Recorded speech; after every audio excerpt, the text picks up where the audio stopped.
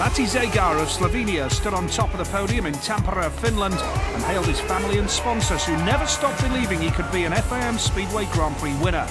Round 3 of the series had travelled some 90 miles north of the capital Helsinki for the inaugural Grand Prix of Finland, which proved a tough night for the riders as setup and starts proved the secret to success on the night. After dusting himself off after a major crash in his first ride, Ty Woffinen, the current world champion, looked the best rider on the night and back to the form that saw him win the World Championship in 2013. Joined in the final by Zegar, Lindgren and Hancock, the young Brit led for most of the final until he lost control out of turn 3 and gifted Zegar the lead and the Slovenian his first ever Grand Prix victory. The most important thing that it meant a lot to my family, to my sponsors obviously, and obviously to me and my team, and that's what it counts, to be honest, Having pulled out just ahead of the meeting in Finland, championship leader Christoph Kasperzak now has the slenderest of leads over his fellow competitors. Greg Hancock leads the charge with Nicky Pedersen 1 point behind the pole, then just 10 points covers the next 8 places, down to Sweden's Andreas Jonsson. Yeah, when I look in semi-final and riders now pass me, and in the final Greg lose the start, I think, oh my God, what's happened? I'm still in the first position, and hey, it's good for me, but like I say, it's still 9 rounds and we see what's happened. To start move on from here, and a couple of guys will kind of be in a top group, and that's where I want to be when that happens. It's a lot of rounds to go, and everything is still open, like you said. So we just need to fight a little bit more, and then we will feel more confident, and then I think the result will come also. The Markéta Stadium in Prague hosts its 18th Czech Republic Grand Prix and is the longest serving stadium on the current calendar. Last year, Ty Woffinen won his maiden and only Grand Prix victory to date here before going on to win the World Championship. A poor start to the opening GPs in 2014, but a 16-point top score in Finland has seen the world #1 regain some form. Yeah, I think I'm only like 7 or 8 points off the championship lead, which is not a lot in a series so long. So we'll take every point where we can, and see halfway through the season where we're at. Yes, good evening and a very warm welcome to the Markéta Stadium here in Prague. It's the Czech Republic FIM Speedway Grand Prix. It is round 4 of the 2014 World Speedway Championship, and a magnificent setting here in this beautiful city of Prague. And it has to be said as well, Kelvin Tatum alongside me. Kelvin, what a wonderful crowd and a great atmosphere. It's got to be one of the best crowds I've seen here for a Grand Prix in Prague. Yeah, very healthy crowd. The start and finish straight absolutely heaving. And the back straight as well, very few seats available. Plenty of Germans here to support their new star. Of course, Martin Smolinski, not far from Germany, just popping over the border into the Czech Republic. Got to say, it's been a beautiful day. The back straight is still bathed in beautiful sunshine. So, yeah, Prague at its best, and thoroughly looking forward to tonight's Grand Prix. Yep, and one of the things they're going to have to contend with, I think, Kelvin, is getting enough water on the track throughout the course of the meeting, because of course, it has been baking hot, and that is an issue, isn't it? It will be, yeah. It's quite a porous material here, so yeah, it will be quite a challenge in the early part of the meeting.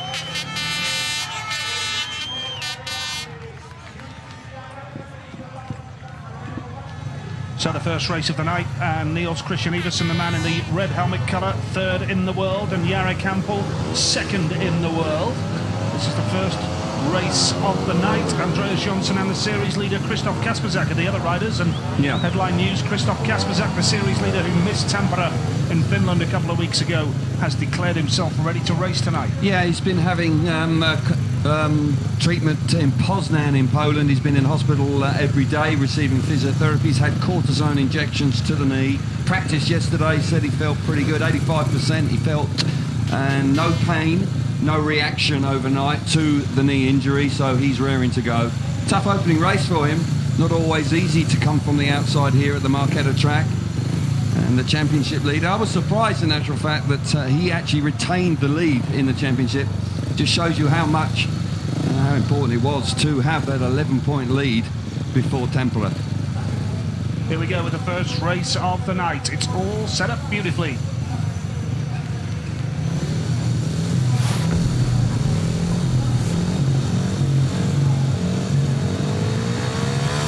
Then Niels Niels Christian Iversen goes off the inside in red, gate number 2 in blue, Andreas Jonsson. Jarek Hampel goes off gate number 3, 7th in the standings right now. And going off the outside, the series leader, remarkable that he maintained his lead in the World Championship without turning a wheel in Finland a couple of weeks ago. Krzysztof Kasperzak going off the outside. Heat number 1 coming up, and as always on this Marketa Stadium track, vital to make the start, Kelvin Tatum. Yeah, narrow track, a little bit square, dead right. Need to make good starts. Iversen hasn't been at his best in the Grand Prix this year. The inside gate in the opening race. Here we go.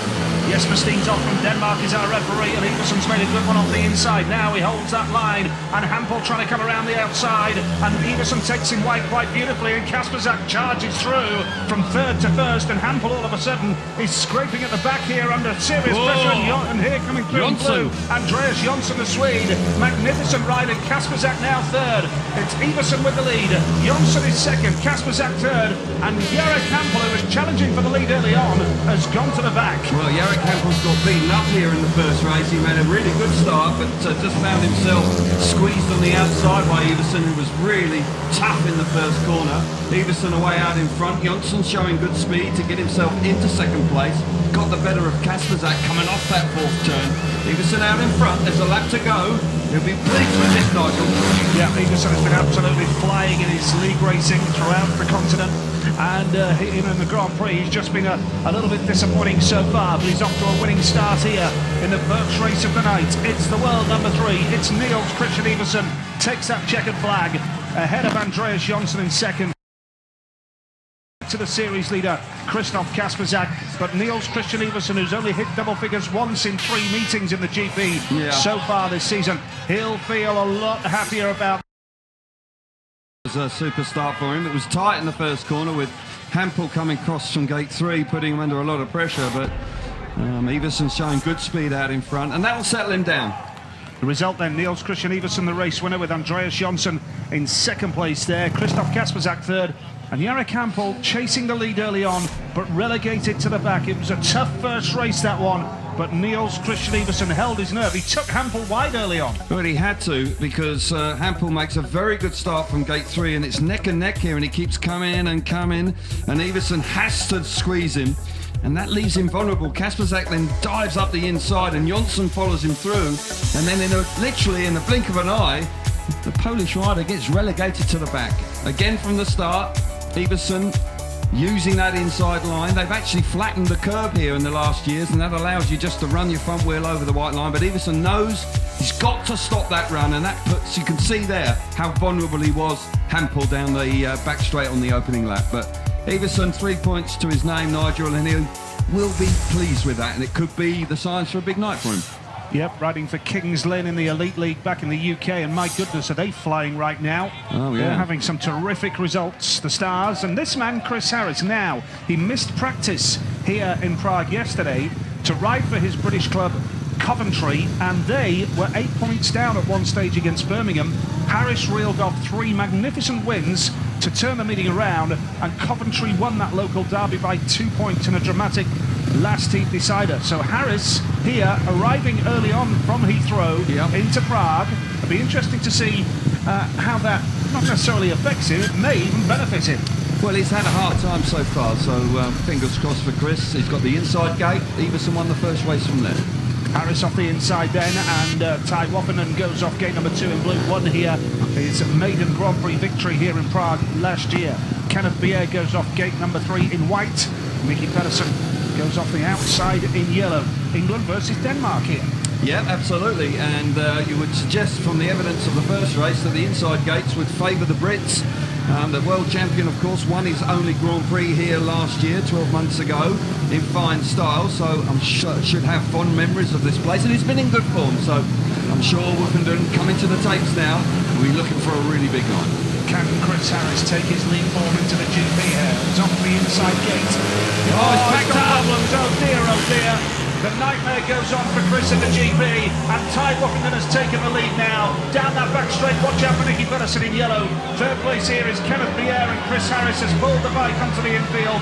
But Ty Woffingen with that lead here, and Nicky Pedersen is going to chase him hard, you can be sure of that. Oh yeah, it's a bitter disappointment for Chris Harris. The bike packing up before the tapes even went. Possibly paying the price for not practicing here yesterday, but gutted I was sure. But the world champion out in front. Pedersen's fast in second place with Dier in third. Wolfenden can't afford to make a mistake here because you know that Pedersen's ready to pounce if he does. Well, Pedersen looks really quick just behind Wolfenden here. He has that lead, holds the inside line, and we're going into the last lap now. Ty Wolfenden, the reigning World Speedway champion, has that lead from Nicky Pedersen second. Kenneth Pierre is third. He's only just back from a broken collarbone, remember? Yeah. And Wolfenden into turns 3 and 4 for the final time. There's plenty of British fans that have made the journey to Prague here, and they're delighted with that. Oh. And Pedersen holds on for second under pressure from his fellow Dane, Kenneth Pierre.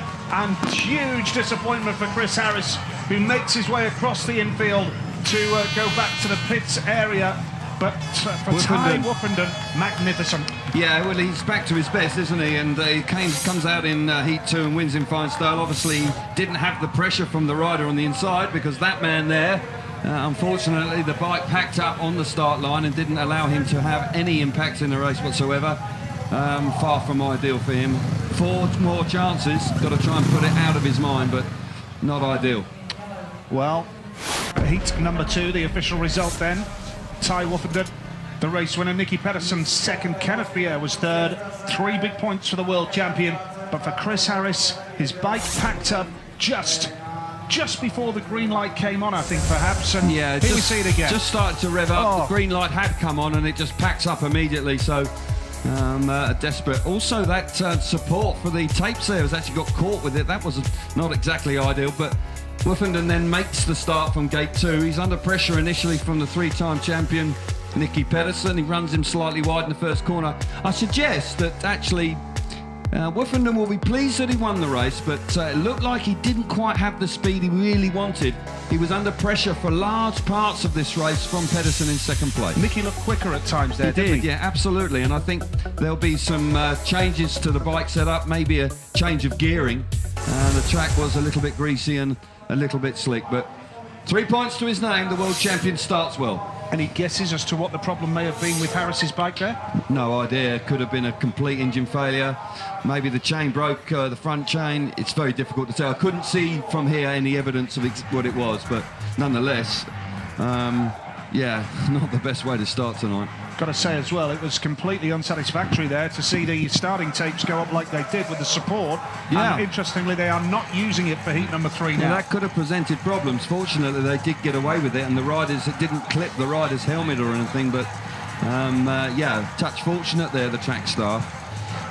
Waiting now for the upcoming race. Martin Smolinski, the German sensation. There is a huge amount of support here for him. Effectively a home Grand Prix for Martin Smolinski. Now, we just saw Tony Olsen, the race director there, and the riders are preparing for heat number 3 here, but there is a slight delay, and you can only assume that they may be discussing the starting gate for that heat number 2. That's the only reason I can think of as to why the 2 minutes aren't on and the riders have been pushed off here. It's possible, I suppose. Somebody may have noticed it on a monitor in the paddock, and some concern or a chat with the referee.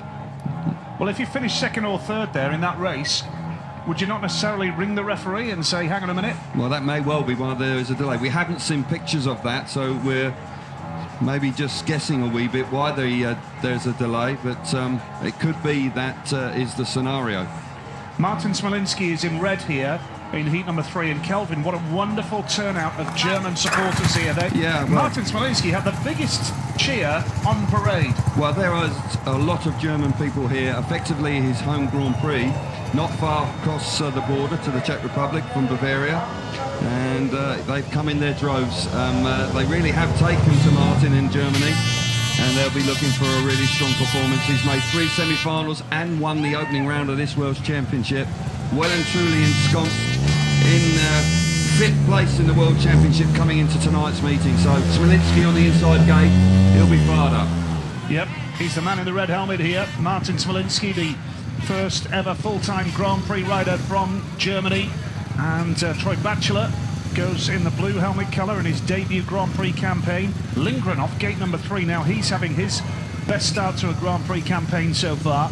And Darcy Ward here is in the yellow helmet. Now, we know about his knee problems. Got 16 points in Bydgoszcz in round number 2. But there was a time where his entire season was in jeopardy. And he did say earlier today he so wishes he was 100% on the motorbike.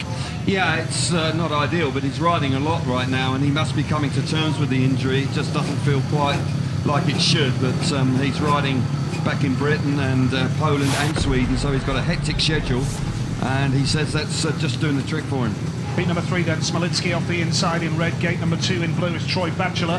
Freddie Lindgren goes off gate number 3 in white, and Darcy Ward is off the outside in yellow. Lindgren has made changes to his schedule. He's cut down on his busy diary this year, and so far so good. Yeah, he's doing really nicely, and I suggest that it's paying dividends. He's in 6th place in the World Championship. He's had a strong start to this year's campaign. A quality rider that at times has not quite fulfilled his potential, but maybe this year could be different. Here we go with heat number 3 then. Smolinski, as Kelvin mentioned, 5th place in the World Championship, 4 points off the lead right now after that dream start in New Zealand. The movement at the start, and the red lights have come on immediately. Straight away the red lights on. No messing from the referee. Well, He there just was slammed movement them on the inside and Yep. the outside there. I think Ward was very aggressive on the tapes. We'll see it again. I think Smolinski may have moved a bit, but Ward certainly moved on gate 4. Yep, and to be fair to Jesper Steentoft, he didn't hang around. He slammed the red lights on straight away. Well, just a word about Darcy Ward. We know how talented he is, and he struggled a bit in Finland, didn't he? Because he didn't make the starts. There was movement everywhere. Lindgren and Ward would all fall back. Lindgren moving a wee bit, and then Ward really does have a go, and then Lindgren almost gets sucked in because Ward moves. That can be a scenario. But Darcy Ward, one of the most talented riders in the world, he does suffer with, if he has a fault, it's his starting. And this is a tight track. It's not easy to pass here, so he will be aware, I'm sure, that he needs to find some starts tonight if he wants to win here this evening. Blistering hot evening here in this beautiful city of Prague, and plenty of Speedway tourists that have made their way here for the weekend to Prague. We were here, of course, last July for the Speedway World Cup as well, and here at the Marketa Stadium, where winners of this Grand Prix traditionally have a great record of going on and winning the world title. Woffenden did it last year. Is that an omen, we wonder, that will continue for the winner of this meeting tonight? But a lot of laps to be done. 20 races, 5 rides each for those of you that are new to Grand Prix Speedway that are joining us tonight. 5 rides apiece, and the top 8 of the 16 will go through to 2 semi-finals and then the grand final. So we'll do it again. Heat number 3, second time of asking. Yeah, they've just got to be a little bit patient, haven't they? They were a bit nervy in that one. Understandable, your first ride in a big meeting like this, and desperate. Everybody knows how important starts are here this evening. It's been speaking, you can feel it in the paddock before the meeting. Everybody knows that they need to try and get to the first corner. So Ward, particularly on the outside, will be very keen to try and get across the other 3 riders. Yep, it is tough from that outside gate. No doubt about that. Riders settling down now, just doing their traditional gardening to try and get the best possible starting position to move away from the start as we build up to heat number 3 here in the Marketa Stadium tonight. Very, very busy out there in the seats. Packed all around. Fabulous crowd. Yeah, it really is a see. super turnout, and exactly that. Great to see. Matter of fact, the town is packed with people as well. It really is a very busy spot indeed. But yeah, super atmosphere. Taking a while to settle down here. No rush for riders, adjusting the clutches and digging around on the start line. Looks like now we've got 4 riders just about ready to go. Yep, here we go then with heat number 3. Second time after the unsatisfactory start. We're away this time, and up the outside gate, Darcy Ward quite beautifully there. Ward sweeps across, but Smolinski holds the inside line. Smolinski is a specialist at that, of course, but Ward has got some superb drive down the back straight. And how quick does Darcy Ward look here? Second place is Martin Smolinski, third is Freddie Lindgren, Troy Batchelor at the back. But my goodness, Kelvin, Darcy Ward has got plenty of speed. Yeah, he has. It was a super start from the Australian. He needed to. It was tight with him and Smolinski. Smolinski also looks like he's got some speed in second place. Lindgren and Troy Batchelor in third and fourth respectively. Once again, it's not easy to overtake here. Track is a little bit slick, and you would think again that's why there's so much emphasis on making starts, but Ward is beginning to pull away, really showing good speed, settling into this race, looking good. Yep, into that last lap he goes. Darcy Ward in 8th place in the World Championship. Before tonight was level with handball, and it's a battle at the back here as well between Lindgren and Batchelor, and Lindgren closed the door unceremoniously, but Darcy Ward takes the victory. Second place Smolinski, and third was Freddie Lindgren. That's seat number 3, and what a start from Darcy Ward from the outside gate. He got it right and pulled clear of Martin Smolinski, because Smolinski is so good on that inside line. Well, we saw him riding in Britain last year for the Birmingham Brummies, and he really did have the key to that line big time, and he went from a reserve to being the number 1 there, and certainly he was a threat early on. Ward the winner with Smolinski second. Freddie Lindgren was third. Troy Batchelor at the back there. There was a battle late on between Batchelor and Lindgren to try and secure that point, but Lindgren closed the door. But Darcy Ward, what a ride from gate number 4. Here we see it again. Yeah, be pleased with the way the bike worked as well. He dropped the clutch, bit of argy-bargy in behind him, got very close indeed, and they did sort of fall over each other. Certainly the lads in third and fourth there did clatter into each other. Smolinski on the inside moves out. Batchelor has a real hard time there, and that really puts plays to his chances. Smolinski and Ward then hustle it round that first corner, but got to say, this is an excellent start for the Australian here, because gate 4 is not ideal. You can see how hard they're having to work. They all want the same bit of track, and Batchelor in this case is the loser because he finds himself just squeezed out. But Ward, as the race comes to its conclusion, looks really fast out in front. When the sun goes down, I do think that the track will improve, Nigel. At the moment with the sun on it, it is quite slick and it's not easy to overtake. Thomas Topinka is the man who works on the track here, well known to British supporters.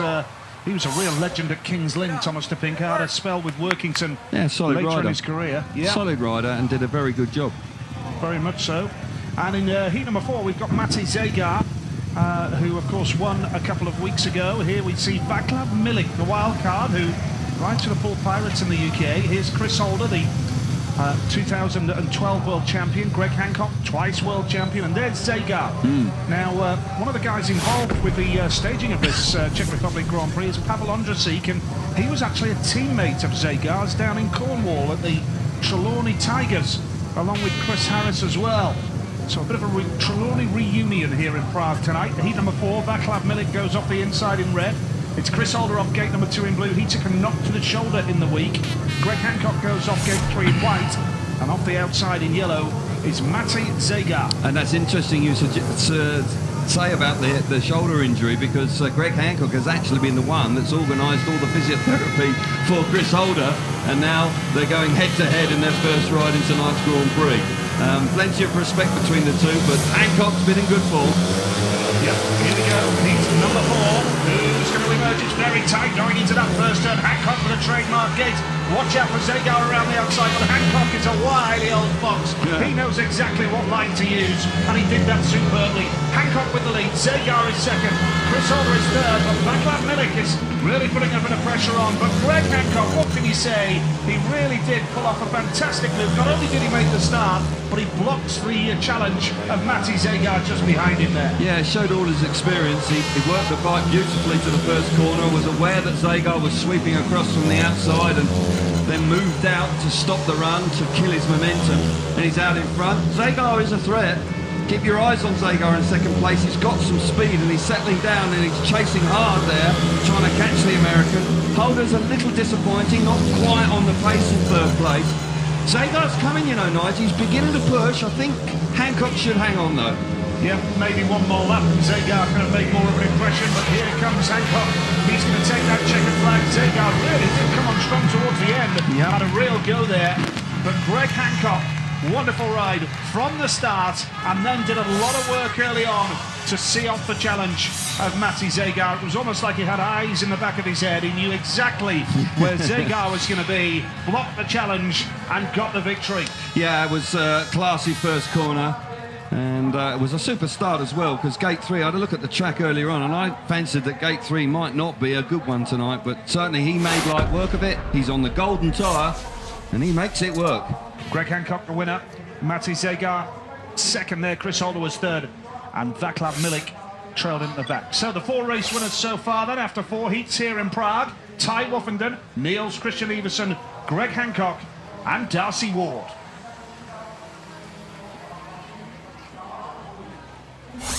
Well, not too much overtaking at this stage of the night, but nonetheless, the 4 rides for the 4 winners so far have been pretty impressive. Here you see the replay here. He had to run wide there, Hancock, because Zagar was certainly would have pounced. He would have got round the outside if Hancock hadn't moved out. Greg will be pleased with the way the bike works. Drives hard to the first corner. Holder there just getting the better of Milik, and that puts paid to chances for Milik. Hancock then just squeezing Zagar in that first corner. That makes sure that he stamps his authority on the first corner and on the race. But yeah, difficult to overtake. A few adjustments to the equipment I would suggest to try and find some little bit of extra speed.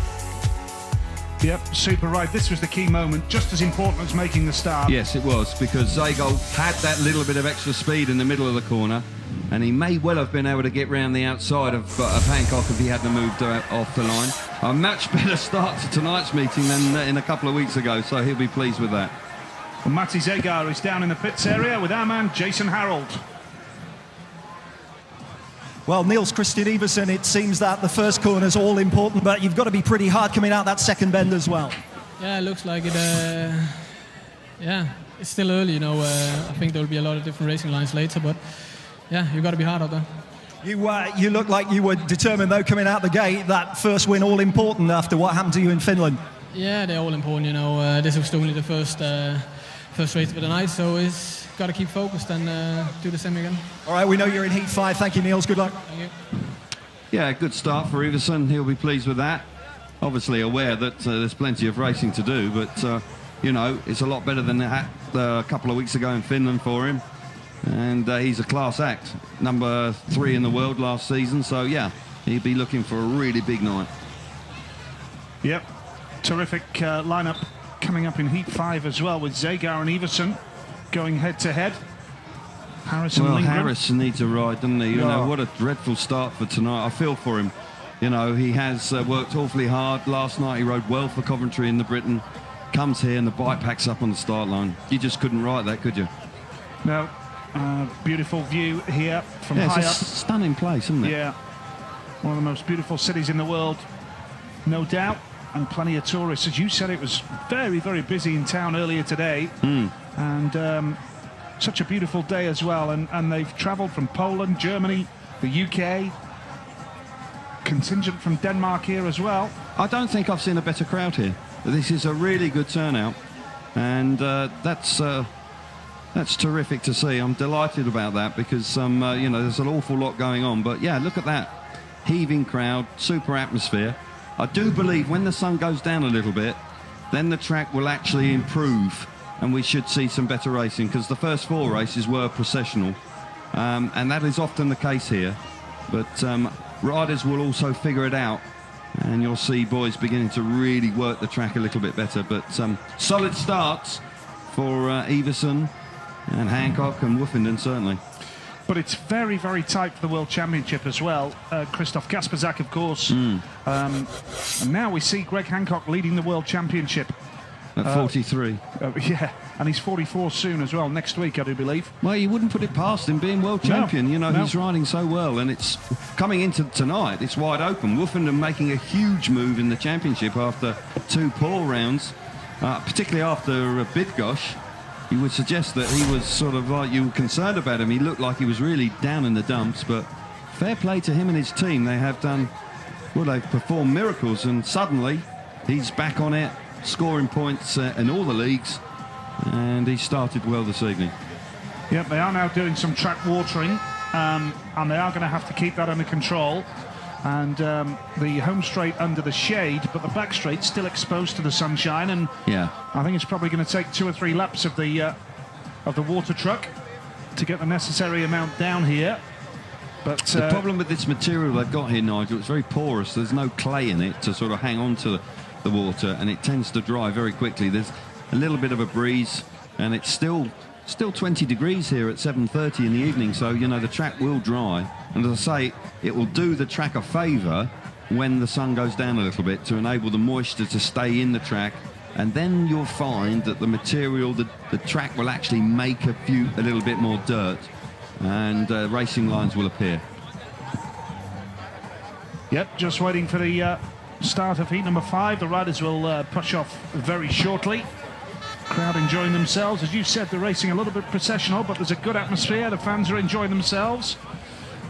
Plenty of supporters over here from the UK, which is good to see, as always.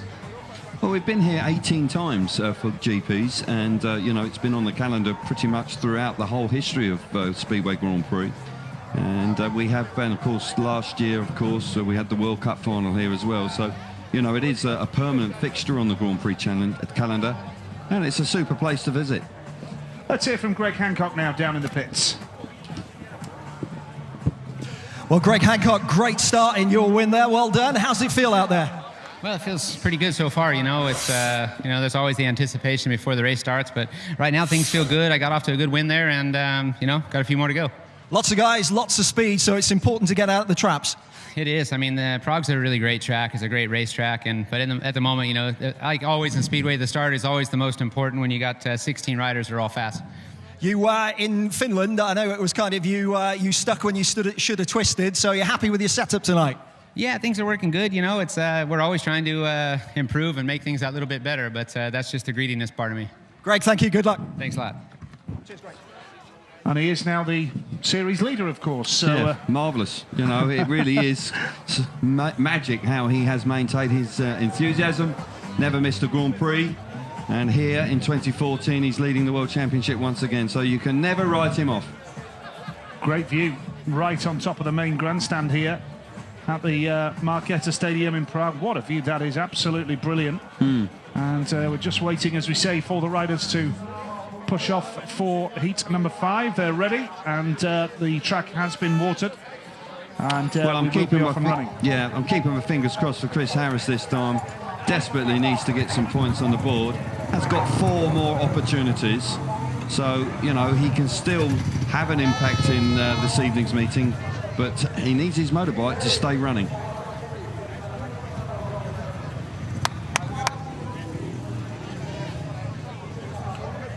Yep, heat number 5 coming up then. Freddie Lindgren off the outside in the yellow helmet colour has had a good season so far with 2 double-figure scores in 3 meetings. That one blip in Big Gosh where he only scored 5 points. But Niels Christian Iversen, his World Championship form has been nowhere near what his league form has been. Absolutely. Last-minute adjustments for Harris. Quite often when you do a practice start, the rear chain just slackens off a little bit, so they go back, get the mechanic just to take that slack out of the chain. Bikes flex so much through the corners, if the chain's too loose, it will fall off, so important to get that dead right. He'll be hoping it was something fairly simple and there was nothing too much wrong with the equipment, but he's now making his way towards the start. Big race here. Zagar and Iversen on the inside. Keep an eye out for them.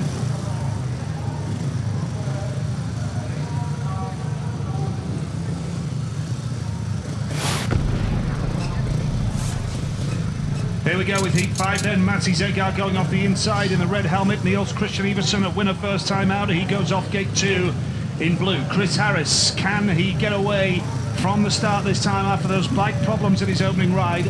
Gate 3 in white. And Freddie Lindgren, he goes off the outside in yellow. Good lineup this one as we build up to the action. Can Iversen make it 2 wins out of 2 off gate number 2 and deliver the form that he's been showing in the leagues? Well, he'll come under pressure from Zagar. Zagar full of confidence, was fast. He came second in his opening ride, but he was quick behind Hancock, so he will be a threat.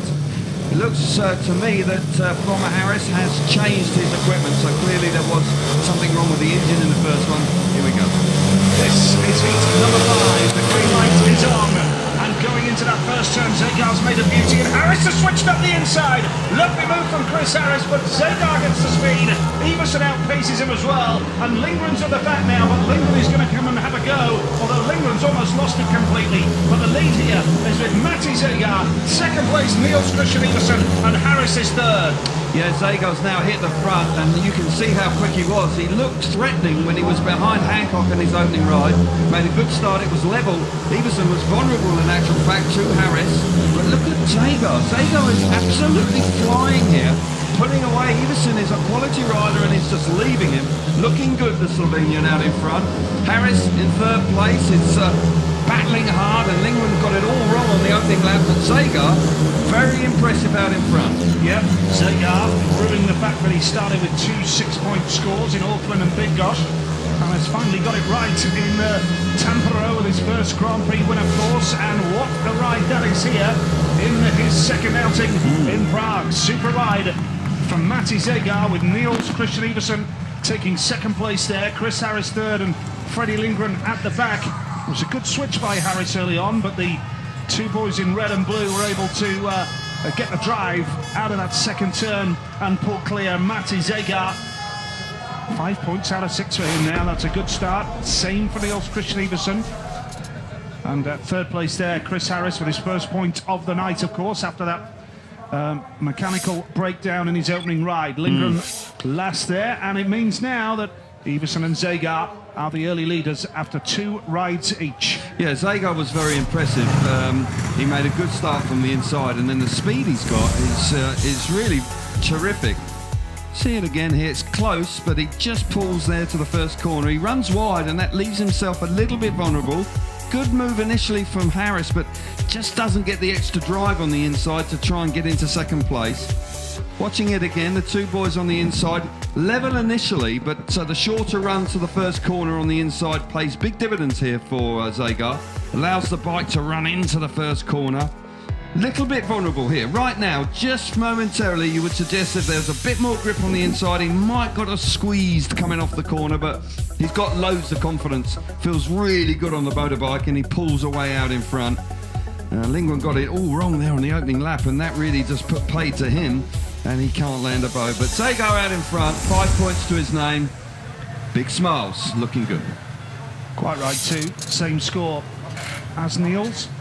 5 points apiece, a win and a second place. Yeah, that's satisfactory, isn't it? Yep. Solid start to tonight, and they're looking good. But Zagar, I would suggest, will be happier of the two because his bike really is hooked up. Heat number 6 is coming up here. Chris Holder off the inside gate, took that knock to the shoulder in midweek. And I wonder if that is taking effect here tonight. He's off the inside gate. Martin Smolinski from Germany goes off gate number 2 in blue. Andreas Jonsson, gate 3 in white, the Swede. And Kenneth Pierre, back from a broken collarbone and back in regular league racing now as well. He goes off the outside in yellow. Yes, all 4 riders, I would suggest, are looking to up their game. Holder, particularly on the inside, looked a little bit outpaced in his opening ride, so he'll be keen to try and do a little bit better coming from the inside. Inside has worked quite well so far tonight, but Andreas Jonsson also looked quite useful in his first ride. There we go with gate number 6. That's a good start from Holder off gate number 1. Now can Smolinski use that switch up the inside line? Here comes Pierre around the outside as Holder picked up a bit of drive there, and that blocked Pierre's run there. Smolinski is third, but the lead here, and look at Pierre with all that speed, challenging the leader Chris Holder, and now Holder has pulled clear. Super stuff from him. Jonsson now challenging Smolinski for third, but the lead is with Chris Holder, looking much, much quicker here than his opening ride. Well, it just shows you how important it is to make the start here at the Marquetta Stadium, because he didn't in his first ride, and he really couldn't land a blow, just picked up 1 point, but this time off the inside. Came under pressure initially from Pierre, but he's out in front, he looks good. Smolinski in third place is now being challenged by Andreas Jonsson. That could go down to the checkered flag to battle for third, but Holder's out in front. Pierre challenging hard in second. Chris Holder, his 45th Grand Prix of his career tonight here in Prague, and he's got 4 Grand Prix wins to his name. And now the battle at the back, still charging hard. Jonsson is going to try the inside line on Smolinski, but the win is for Holder. Kenneth Pierre is second. Third place there went to Martin Smolinski, and Andreas Jonsson with that last place. But Chris Holder, well, that's a big 3 points for him. And I just wonder whether he's changed his setup after his opening ride to gain that extra speed. I think you could well be right. He looked much better there, didn't he? Certainly did. Heat 6, Holder the winner with Kenneth Bier in second place. Martin Smolinski was third. And Andreas Jonsson trailed in at the back. Tried everything there to try and get past Martin Smolinski, but to no avail. Holder on to 4 points now. Probably need 8 points to get into the semi-finals. 9 to be sure. And that's much more like it from Chris Holder. Yeah, Holder obviously still recovering from those injuries that he sustained last year, but and he's had a knock to the shoulder, but this time off the inside, he's comfortably in front, allows the bike to get to the middle of the track. Smolinski always a danger on the inside, but Kenneth Bier, actual fact, showed a lot of speed early on here and very nearly gets around the outside of Holder. Holder lifts there and actually blocks the move from Bier. And Bier then has to settle for second place with Smolinski back in third and Andreas Jonsson out the back. But yeah, the former world champion Chris Holder, he'll be pleased with that. 4 points and yeah, a win to his name. He'll be chuffed. Got a great riding style, Chris Holder. Yeah, all action, isn't it? Yeah, great to watch. World champion a couple of years ago, and it is almost a year now, all but a month, I think, since that horrendous crash where he suffered multiple injuries. He's talking about getting the metalwork removed from his heel during the winter. And really, the way he's come back, it is marvellous, because the extent of the injuries, including the hip injury, and of course you're a specialist in that, Kelvin. Well, yeah, it was remarkable how he's turned things around. He won the Australian Championship in the winter, and he's been solid as a rock, really. 11 and 10 in the first 3 Grand Prix. That'll do very nicely, building confidence week on week. Here we go with heat number 7. And we have 3 riders who've yet to score a point up against the world champion. Troy Batchelor off the inside. Vaclav Milik goes off gate number 2 in blue. Ty Woofenden goes off gate 3 in white. And Jarek Hampel going off the outside in yellow. This is heat number 7. Can Woofenden make it count from gate number 3? He'll be hoping so, and Jarek Hampel, this sort of place should suit him. He got beaten up in his first ride. He'll be looking to make amends here. Oh, Woofenden jumped the start there and they've called them back. No Absolutely, surprise. yeah. No surprise at all. Once again, Steentoft putting the red lights on straight away. Yeah, and no surprise. He was a touch impatient. May be interesting to see it again, because he may have been a little bit lucky not to have touched the tapes here. Riders going back. Tony Olsen just making sure. Yeah, he did. He was lucky because he was very keen to get on with it. He knows how good Hampel is off the start, and Hampel is a bit of a specialist at that. I would think that even though Hampel didn't score in his first race, Nigel, he is a rider that could do well here this evening. Well, I wonder if, of course, it's all 4 riders back, as you can see, but I just wonder whether Tony Olsen having a word in Woofenden's ear there, maybe just saying that's a warning. Yeah, they would have taken note of that, and you know, he's effectively delayed the start, and the restart is because of the movement from him. So yes, he won't get away with it too many more times before they will actually exclude him for that. So he'll have to behave himself on the start line. Batchelor, of course, he just missed out on his opening ride. He got clobbered, didn't he, going in the first corner, and it really got in an awkward position, and it put pay to his chances. Woofenden, here we go, Hancock leads the world champion. Look how tight it is. Nothing in it. It is wide open. And it's going to be one of those nights where I do believe that riders will take points off one another. Woofenden really beginning to make his mark as well, right back in the thick of it. And after tonight, of course, we will be a third of the way through the championship. Remarkable. We move on to Melilla in Sweden in a couple of weeks' time.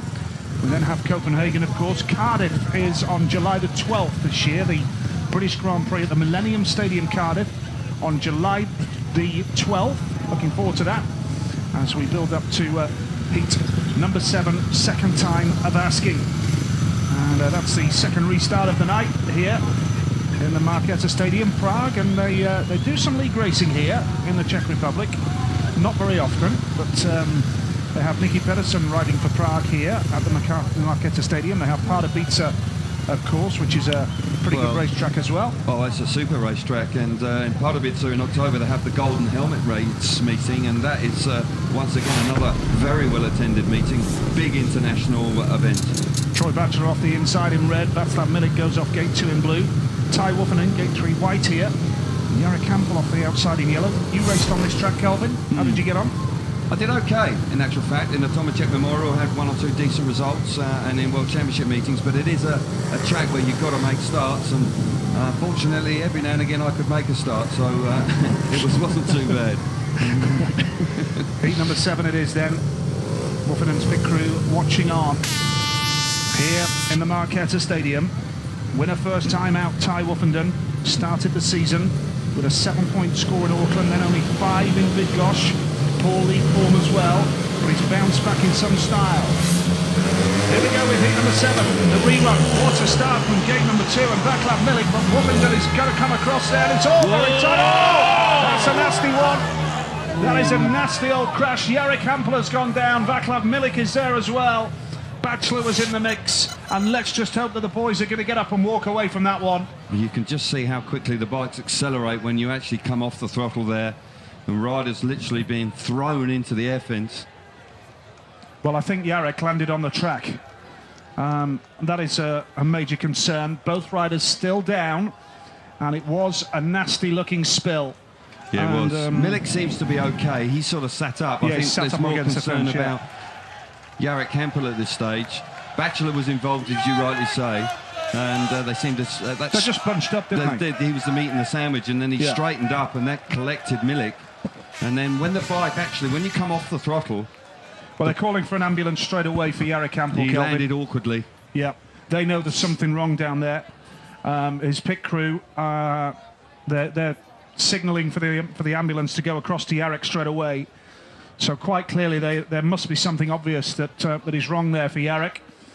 And such a shame. Vaclav Milik is there, sat up.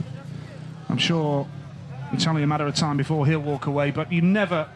This is just a part of the sport where, you know, a stadium can go silent, and it just underlines the danger of Speedway. Tough game, really tough game, and injuries, unfortunately, are part and parcel of it. Fingers crossed, it looks like that Jarek Campbell is struggling down there, and do hope it's not too serious. It was a nasty-looking incident, and as I say, the bikes actually accelerate when you come off the throttle because the back tyre catches up with itself. You then actually get a surge of speed, and things happen so very quickly. Yeah. So the ambulance is out there, as we say. If you have just joined us here in Prague tonight, we have just seen a very, very nasty collision, and Jarek Campbell is having treatment down there. Vaclav Milik is the man who's walking away. Jarek Campbell, though, right now is still down on the track. Well, the bike, you can see it. The bike is a real mess on the centre grid. It really has taken a heavy impact there. And it's a lot shorter than it should be, that's for sure. Yeah. And the world number 2 looks like he could be in some trouble here. Yep, fingers crossed. And a lot of concern from the fans for Jarek Campbell. British fans will be familiar with Jarek, of course, from his time with the Ipswich Witches back in the UK. And top performer, Jarek Campbell. We recall the last bad injury we saw Jarek have was a couple of years ago in Copenhagen when he dislocated his ankle and broke his leg. And well, he's moving around a bit. As soon as we get some information from down on the track about Jarek, then of course we will let you know. Well, Vaclav Milik, obviously now he seems to have recovered quite well. He's now jogging back to the paddock, and so he'll be ready to go. We're going to see some replays now. It'll be interesting to see really what was the catalyst for the accident. Wolfenden makes a super start from gate 3. Milik, they're all coming across. Batchelor there right on the inside. Yeah, he straightens Milik up and he clouts then. That was the problem, wasn't it? Oh. And Well, he was almost collected by the bikes, wasn't he, Jarek Campbell? He landed on the track as I suspected. Well, Batchelor and Milik, obviously, there's a clash there, and it straightens him up, and that takes, then he rides into the side of. Look how quickly that happens. But he just let go of the bike. He had to. Yeah. It looks like he's just slammed in. You called it actually, Nigel. It looks like he hit the track initially, so the no energy didn't hit the air fence to absorb all the energy. Oh. Yeah, that impact there on the track. How lucky was he? That bike literally just clears him. I'm told he's on his feet, Kelvin. Well, that's remarkable. I would think he must have been winded at the very least. Yeah. Well, that is truly you'll remarkable. see now, when he gets off, he hits the track very hard. Milik's fortunate. Yeah. Oh, I'm delighted. That's brilliant. Great to see. Now I must say I've got to reflect on, is there an exclusion? Yeah, that's the next question now. Is there an exclusion? Because he looks like he'll probably be okay to have a ride. There's no exclusion lights on, so it could well be that all 4 will go back in. Well, it's great to see Jarek Campbell walking away. I feared the worst there, you know. I've got to say as well, the talk about the air fences, of course, the way he hit that air fence as well. Initially, it bounced off the track and then with some force into the air fence. If that wasn't an air fence, he could have been in serious trouble. Yes, without question. The initial impact onto the track has caused the concern, I would think. He has slammed into it, clashed with Bachelor and Milik. Milik's got nowhere to go, runs straight in the side of Hampel, and then they bounce into the air fence. But it's that initial, as he sort of really just thumped the track hard. It's a big one. But the referee, I don't know if the referee is going to make a decision here regarding an exclusion, or he'll just put all 4 back, because the catalyst, in actual fact, is Bachelor just running into the side of Milik there, who straightens up and just runs into the side of Hampel. Yeah, it's a nasty landing for Milik as well. But initially, Jarek Campbell's pit crew, they did call for the ambulance. But there is the thumbs up from Jarek Campbell. Plenty of Polish fans here tonight. Oh. And it does appear as though Troy Bachelor is the man who is going to be disqualified from the restart. Yeah, well, he was the man that caused that, the incident. He runs into the side of Milik. He won't feel pleased about that, I'm sure. He will feel aggrieved, and he may well be angry. But Jesper Steentoft, the Danish referee, has made that call, and that's a big blow for Bachelor. Well, that is the most important thing. The riders have walked back to the pits. And I can only assume that you're spot on there, Kelvin. The reason they called for the ambulance was because he was probably out of breath, badly winded, struggling for breath. When they got there, he can't breathe, and a lot of concern, and rightly so. But when you see him, generally, look at the state of that motorbike. He won't be on that in the rerun. Doubt it very much. Or maybe even his 3rd ride or his 4th ride. No, that one's retired for the evening, Nigel. That one does look second-hand. I would think also Vasiljev Milik's bike will be a little bit worse for her as well. So plenty of work going on in the pits, handlebars, wheels, all sorts of action. Hampel now adjusting the clutch on his 2nd bike. A fresh tyre going in to replace the one that was in the other bike. New tear-offs going onto the goggles. Just now having to refocus. It's tough now, like you've got to put that to the back of your mind and you've got to get on with it. Meanwhile, the world champions just happen to be get on with it. He's having to be very patient, of course, because he missed all the action because he was in front. Yeah, Woffenden with his crash helmet already on, ready to go. But the race director will allow extra time for the riders to prepare. Let's hear from Chris Holder now on his thoughts on the meeting so far. He's with Jason Harold. Chris Holder, you had a 3rd in your first. You've come out with a win. What did you change? Everything. Yeah, my first one I made a really good start, but then bike wasn't working the whole track, and they were just going away from us. And then made a few changes, and I was going to change bikes, but stuck with it, and it worked then. But still not really happy with it. It's still not good enough. But it's always good to get a win. So off the inside gates. So you could be even faster next time out. Got to be. I don't think that was good enough. So it needs to be working a little bit better to be comfortable. But no, it's good. You got to make advantage of the inside, and a good win there was good. Your guy there, your fellow countryman Troy Bachelor, he was in the thick of the action. What did you make of that smash? Tight first corner. Everyone wants to get to the line that you got to be on, and one bumps into one, the next one, and it's never nice to be on the receiving end of one of them. Right, thanks for talking to us, Chris. Good luck. Yeah, it was the domino effect, wasn't it, in the first corner there that created that. Bachelor will be frustrated, of course, because he did really well in Finland, and got to the semi-finals and looked like he was enjoying it, but yeah, just a little bit hard in the first corner. It is a bit narrow here, and that was the result of that move. Hampel just being asked if he's okay. Yep, he looks good. He's ready to go, but frustration for Bachelor for sure. Yeah, so it's ruthless, it's tough. That's Speedway, and heat number 7 is coming up. I think Tony Olsen was just asking Jarek if he's okay and ready to go for the restart as we build up to Heat number 7 here. This is where the pit crew really do earn their money as well. Certainly do. They'll be keeping their fingers crossed that the second bike works well for them. He had a poor start, of course, Hampel. Had a tough night so far. He failed to score in his opening ride when he got caught on the outside and got relegated to the back, and then he bites the dust hard in his second outing, so he's going to have to use all his experience now to try and really dig in. The world champion having to be patient, not ideal. He wants to get on with it, and again you're out in front. It's always frustrating when you hit the front and the red lights come on, because you feel like you've done the hard yards into the first corner, you've made the start, and then all of a sudden you've got to try and do it again. Looks like the 2 minutes is on, Nigel, so riders should be appearing out onto the track any moment. Yep, the 2-minute time allowance has come on as we prepare for heat number 7. Jarek Campbell in the yellow helmet colour. Remarkable, really, these Speedway riders, the guts and determination that they show. It was a matter of only minutes ago that an ambulance was being called for Jarek Campbell, and we thought he was in deep trouble. And here he is going out for a 3-man restart with no Troy Batchelor here. Vaclav Milik made a good start there in heat number 7. Woofenden will now be desperate to make it count once again after he held the early lead there in heat number 7. A terrific round of applause as Jarek Campbell comes round to the start line with heat number 7 coming up, and Vaclav Milik as well. Great appreciation from this crowd here. Yes. That both riders are back and ready to go. Nice touch there. An appreciative crowd.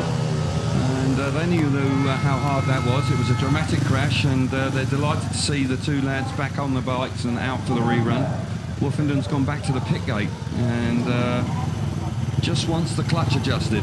Just turning in the springs there, just half a turn. Wants a little bit more bite in the clutch when he drops it.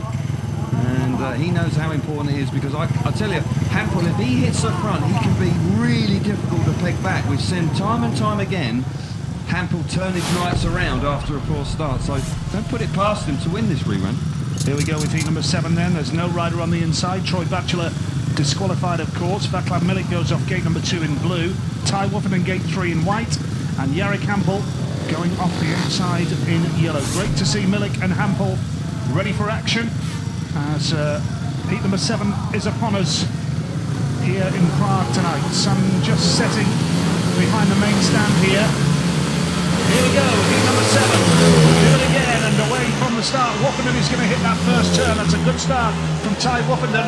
And now Hampel is going to go wide, but has lost ground on Milik, who holds second place there. Big cheers from the Czech Republic fans here. But Ty Woofenden has that lead now. Can he make it 2 wins out of 2? He's got time for a look over his left shoulder. Milik second, and Jarek Hampel is third. Yeah, super start from Ty Woofenden. Really did dig in on the start line, and the bike worked really nicely to the first corner, and being chuffed to bits about that. Milik was super in the first corner, and he stopped the run from Hampel on the outside, and Hampel really can't get to the wild card, and the home crowd will be really pleased with this. This is a super ride from Milik in second place.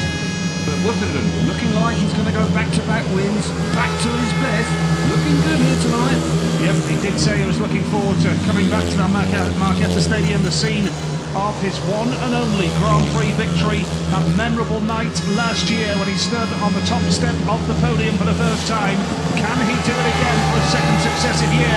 He's got 6 points out of 6, and the British fans are jubilant here in Prague tonight. There's plenty of Union Jacks waving around this Marquetta Stadium here, and Ty Woofenden has made a great start to this GP with 2 wins to his name, 6 points, and already quite clearly feeling confident of a place in the semi-finals. Well, he's made 2 textbook starts, and he's hit the front and shown speed. So yeah, he's in top form. He's going to be a tough man to beat already. 2 wins to his name. Great start to tonight's Grand Prix for the world champion. Woofenden the winner with Milik second, and Jarek Hampel was third. Troy Batchelor disqualified from that race, and it means that Woofenden now goes to the top of the standings with a maximum 6 points from 2 rides. Heat number 7, Woofenden delighted. So far, so good for him. Yeah, he's looking good. He's got a new member of his team there alongside him, Craig Cummings, who turned up in Finland and is back here this evening, and certainly they are working well. Look at this. Milik does a great job in the first corner there. Looking at Woofenden once again, great start, and the bike works really nicely, digs in and pulls hard all the way to the first corner. Milik then causes problems for Hampel in the first corner, and Hampel then gets stranded on the outside and can't land a blow.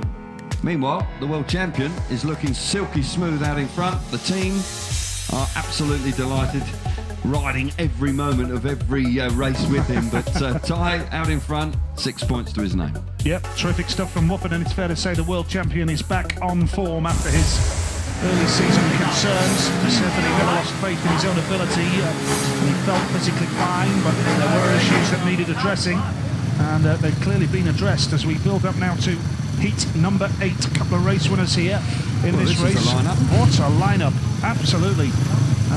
Heat number 8 it is. We've got Christoph Kasperzak, the former series leader.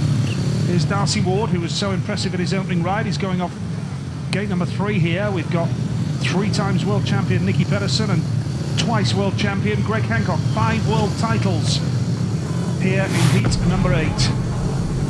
Here's your lineup. Christoph Kasperzak going off the inside. Still has that knee problem, of course. It's not going away overnight, that's for sure.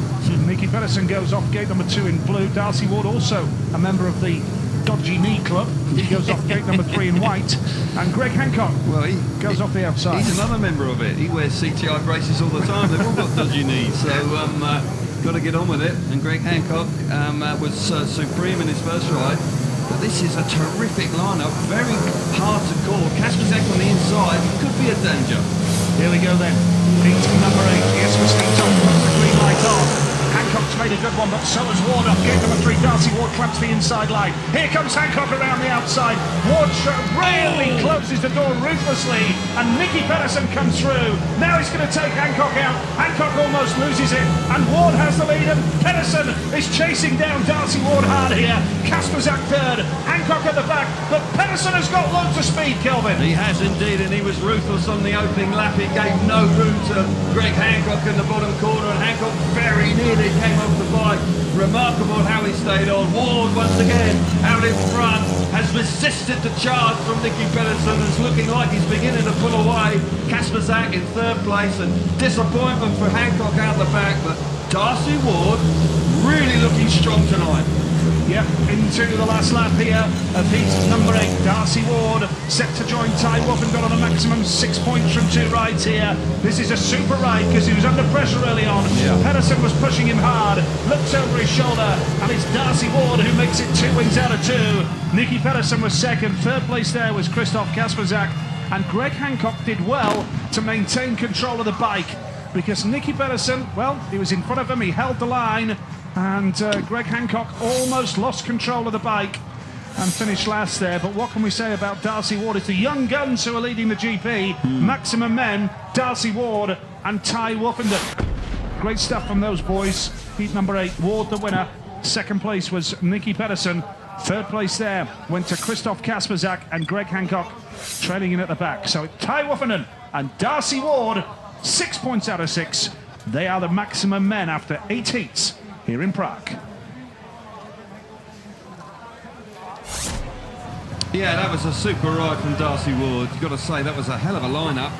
Very difficult to call a winner, and he does remarkably well. Gate 3 has worked well. I didn't fancy it at all, but look how close it was going in the first corner, and Ward gets to the front. Hancock on the outside then gets really squeezed out there. It's difficult, very narrow coming into turn 3. Pedersen allows the bike to run deep into the corner and leaves nowhere to go for Hancock. He does well just to stay on board. Pedersen very nearly gets to the front. Look how tight that was. Hancock all over the place. How on earth he hung on, he can't believe it. Kasperzak then gets into third place, but super ride from Darcy Ward. The Australian has started in fine start. He's found 2 starts tonight, and he needs them here this evening, and if he keeps doing that, he's going to be a big danger for a win here tonight.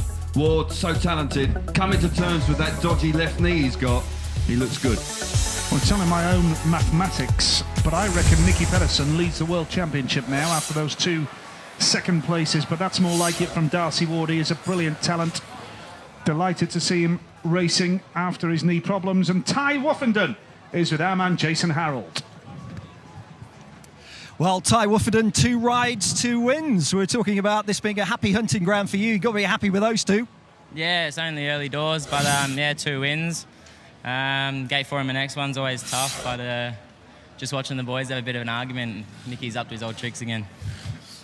Well, you had to make the start, 3 times there after being called back twice. How tough is that on both man and machine? Yeah, it's tough at times, but hopefully I didn't use up all my starts and then reruns. But we just keep pushing hard and keep trying to score points and see where we're at getting into the semis. Thank you, Ty. Good luck. Cheers, guys. Well, a perfect start for the champion tonight. Obviously, a little bit of aggravation going on in the pits there with, I would suggest, between Greg Hancock and Nicky Pedersen. That was quite a tough first lap from those two riders, particularly for Hancock, who got on the receiving end through that bottom corner. But it's not easy, in actual fact, going into turn 3 here, because he got alongside Hancock going down the back straight, and it's very narrow. There's not a lot of racing room. And we have seen, I think, Emil Saifudanov has had a bear crash going in there in the past, and it is often a place where accidents can and riders can come together. Speedway is gently getting better. You just sense that the track is improving a little bit. Riders are still tense. They know how much pressure there is on them to make the start and to hit the front. So yeah, can't relax here this evening, that's for certain.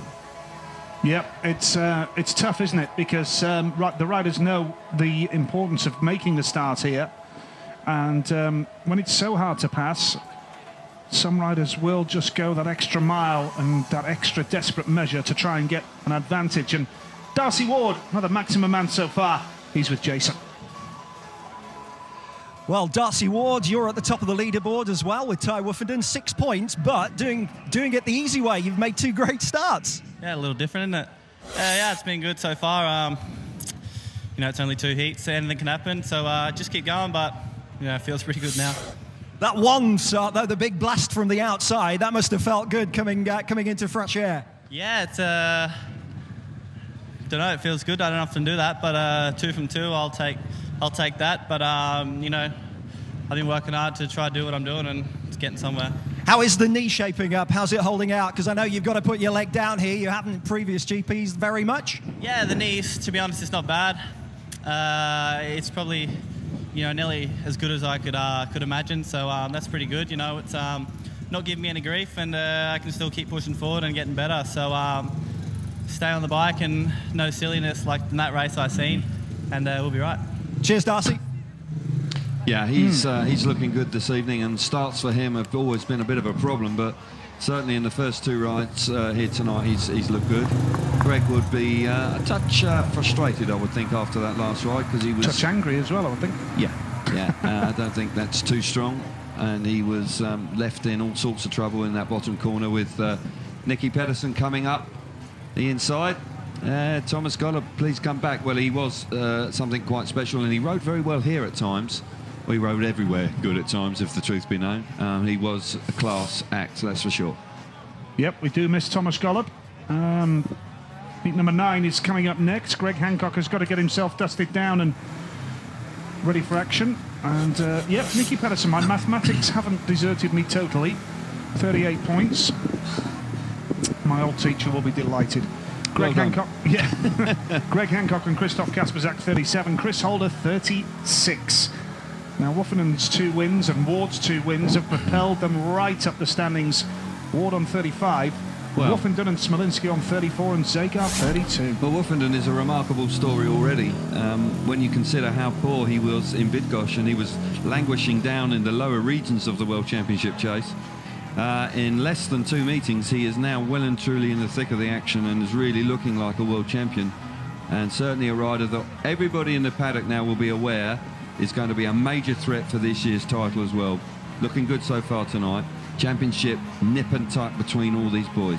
Yep, very much so. And good to see Milik and Hampel walk away from that horrendous crash that we saw a little bit earlier. When you see guys on the track signalling for the ambulance, you do fear the worst, don't you? Well, yeah, I did myself then, because the mechanics that arrived at the scene gestured for the ambulance to go immediately, so there was some concern about Hampel that he may well be in some sort of distress. He probably was, in actual fact. He was struggling for breath, I would think.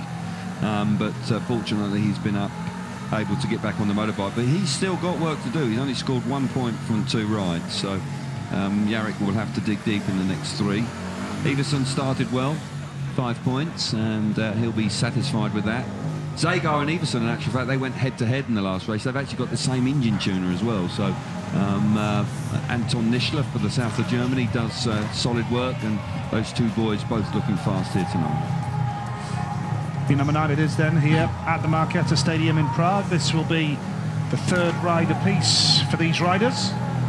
And we remind you, of course, that we move on to Melilla in Sweden for the next round of the World Championship in 2 weeks' time. We're back there after a year's absence. And then Copenhagen in Denmark. And then Cardiff. So, great lineup. And heat number 9 is coming up.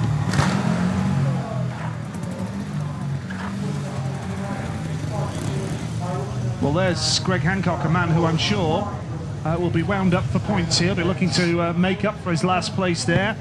But it's a tough old lineup. Kenneth Bier had a bit of speed in his opening ride as well. As we build up to heat number 9, he's going off the inside gate in the red helmet colour. Troy Batchelor hasn't scored yet.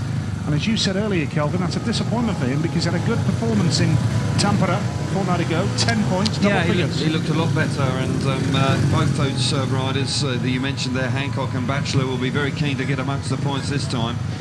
And Kenneth Bier, second place last time, looked like he was found a lot more speed, just got balked, but certainly he looked a lot better. Last few adjustments for Niels Christian Iversen, changing equipment. Looks like that may well be a clean bike, so he's decided to give this one a run out, see if he can find a little bit more speed. He's had a good start to the night, so he's got that 5 points in the bag, wants to make sure he's on the right bike. Here we go then, heat number 9, another terrific lineup. Third ride each coming up for these 4 riders.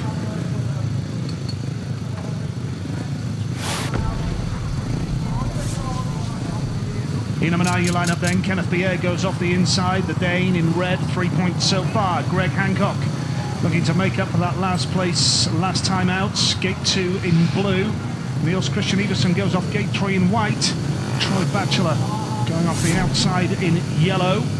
As we build up to heat number 9, Richard Child watching on from the Greg Hancock team here tonight. Kenneth Bier going off the inside gate in red, back in the GP this year after an absence of last year, of course. And very quick on his day as well, Kenneth Bier. Off the inside gate, a teammate of Iversen's in Kings Lynn in the UK, and what a fantastic season the Stars are having as well. As we build up to heat 9 then. Wait for the green light, here we go, heat number 9. And Hancock's made a good one off gate number 2 in blue. Superstar from Greg Hancock. And now around the outside comes Iversen down the back straight. Oh, lovely move from Niels Christian Iversen in white. Got the drive coming out of turn 2. And that was a lovely move from Iversen. Hancock is second. Batchelor now is putting Hancock under pressure. And Kenneth Bier is at the back. But Kelvin, what a move from Niels Christian Iversen. He spotted the opportunity. And right on cue, he came past it. Yeah, fabulous move from the first corner from Niels Christian Iversen. Really has made that bike work. Great start initially from Hancock, and just got caught out coming off the first corner. He's pushing hard in second place. They're close. It's neck and neck. Iversen down the back straight with the American chasing hard. Bier, who was looking impressive in the previous ride, is struggling in 4th place. And Batchelor looks like he's going to hang on to that 3rd place, but Iversen looking like he could move on to 8 points here. He's enjoying the best Grand Prix of the season so far. Change of bike, and it's paying dividends here. Yeah. For Niels Christian Iversen, coming out of turn 4 for the final time. It's a big win, and that's 8 points for Iversen. And he can start looking forward to the semi-finals, you feel, after that. Big race win. Second place was Greg Hancock there. Batchelor gets a point on the board as well. Bier at the back, but that was a fantastic move from Iversen, because when Greg Hancock makes a start, it's very rare that he's passed. But on that occasion, Iversen got the drive coming out of that second turn, down that back straight. Wonderful, wonderful move. Yeah, from Niels Christian Iversen, and it's 2 wins in 3 outings for him now. Hancock second, Batchelor was third, and Kenneth Bier at the back there. So 8 points out of a possible 9 now for Niels Christian Iversen, and he is looking good now and can surely feel as though he's got 1 foot in the semi-finals. 8 points should do it, particularly when you've got 2 race wins under your belt. Well, certainly, and he didn't make the semi-finals, of course, in Tampere, but here it's a great start initially from Hancock. He makes a really good fist of it. decides to stay on the inside of the first corner. That leaves the room on the outside, and Iversen takes full advantage. On that second bike, he looks pretty fast. Got to say that Hancock does respond very well and actually chases him pretty hard. And it's Batchelor and Bier out the back this time. Bier in third place early doors, but fair play to Troy Batchelor. He creeps around the inside and gets himself into third place nicely. But Niels Christian Iversen, 8 points out of 9. Team boys there, absolutely chuffed to bits with this one. And they made a big call by changing the bike, and it paid big dividends. Certainly did. Niels Christian Iversen, world number 3. Really was a terrific season that he had last year. Has won 2 GPs. It's his 42nd Grand Prix of his career here tonight, and 8 points out of a possible 9. Here we go with heat number 10 now. Darcy Ward unbeaten so far. He goes off the inside gate. This is Andreas Jonsson off gate 4 yellow with 2 points to his name so far. Can anybody stop Darcy Ward? He goes off the inside gate then here in red. Darcy Ward off gate number 1 then. Gate number 2 in blue is Chris Harris with a 1 point to his name. 2 points to Vaclav Milik's name. He's off gate number 3 in white. And going off the outside, Andreas Jonsson needs points. 2 points from 2 rides. Yeah, not enough, and he needs to find a start. Ward, who's had 2 super starts so far and has been looking very impressive out in front, but tonight that is the nature of conditions. You hit the front and life is a lot easier. Harris has had a tough night so far. He needs to find a big start out of gate 2. Certainly Hancock made it from there in the previous race. Ward, the danger man for the other 3. He's on the inside. Can he do it again? Here we go with heat number 10. A little bit of movement there at the start, but the referee has allowed it to go. And Ward's made the start, and Harris up the inside. What a move, but now Ward goes wide. Milik's come through, and Harris has gone to the back. The lead here is with Darcy Ward, and Jonsson now is challenging Vaclav Milik, but Milik holds his nerve, and now Jonsson just comes through. Harris is having a go as well, but Darcy Ward has that lead, looking set for a 3rd straight win here. Well, fabulous start once again on the inside from Darcy Ward, and he was away. Fantastic action coming out of the first corner. Harris was on the inside, and Milik and Jonsson then pounced. Got to say, Harris is moving well to get back into 3rd place. But Darcy Ward looking fabulous out in front, really fast. Jonsson charging hard in 2nd, with Harris now beginning to make a bit of an impact in 3rd place. Ward looking for 3 on the spin. Could go to the top of the charts at this stage. Yep, very much so. It really has been a brilliant display from Darcy Ward down that back straight. Look at the length of his lead. He really is looking comfortable here. Harris is going to try the inside line on Andreas Jonsson, but Jonsson's got the speed. Yeah. Harris is 3rd there, and Vaclav Milik at the back. But what a ride. Darcy Ward, 3 rides, 3 wins, and going so well here tonight. He does have that 1 Grand Prix victory under his belt in Copenhagen, of course. Magnificent display. It's only his 15th Grand Prix. Well, Darcy Ward. He's such a talent, isn't he? And all of a sudden he's doing it the easy way this evening by making starts. We're so accustomed to see him coming through the traffic, and he is very eye-catching and very spectacular. But tonight he's hitting the front and he's fast. Ward, Jonsson, Harris, Milik, the finishing order there. Heat number 10. I loved that interview with Ward earlier when he said, yeah, 2 great starts for me. That's a little bit different. And 3 rides, 3 wins, and make it 3 rides and 3 great starts. That's very different. Well, he's doing it the easy way. He may well get accustomed to this because the bikes are clean. He hasn't had a pull or tear off. Inside gate works brilliantly. He's comfortably in front, has a sneaky look over his right shoulder, allows the bike to run wide. Look at this move from Milik. Brilliant move from Milik to get up the inside of Harris. Jonsson follows him through. Jonsson's tough here on the wild car, and he has to be because Milik keeps pushing all the way through that turns 3 and 4. Once again from the tapes, super start. Look at this move from Milik. Chops to the inside now there. God, dear oh dear. He could easily have run into the back of Harris, but just avoids him. But Harris responds well and gets himself into 3rd place, and there's a real good tussle. But that was the move there from Milik that was quite outstanding at that stage of the race. Ward was terrific. 9 points to his name. Top man so far. Yep, brilliant stuff. And I like the look of Heat 13. Ty Woffenden, Darcy Ward, Chris Holder, Niels Christian Iversen. No problem. If you're thinking of switching over and maybe watching something else tonight, don't. Heat 13 is going to be something special. Make sure you're in the room for that one. Yeah. As we build up to heat number 11 here, it should be a good one as well. with Nicky Pedersen, 3 times world champion, going off the inside in red. Freddie Lindgren goes off gate number 2, disappointed with just the 1 point so far.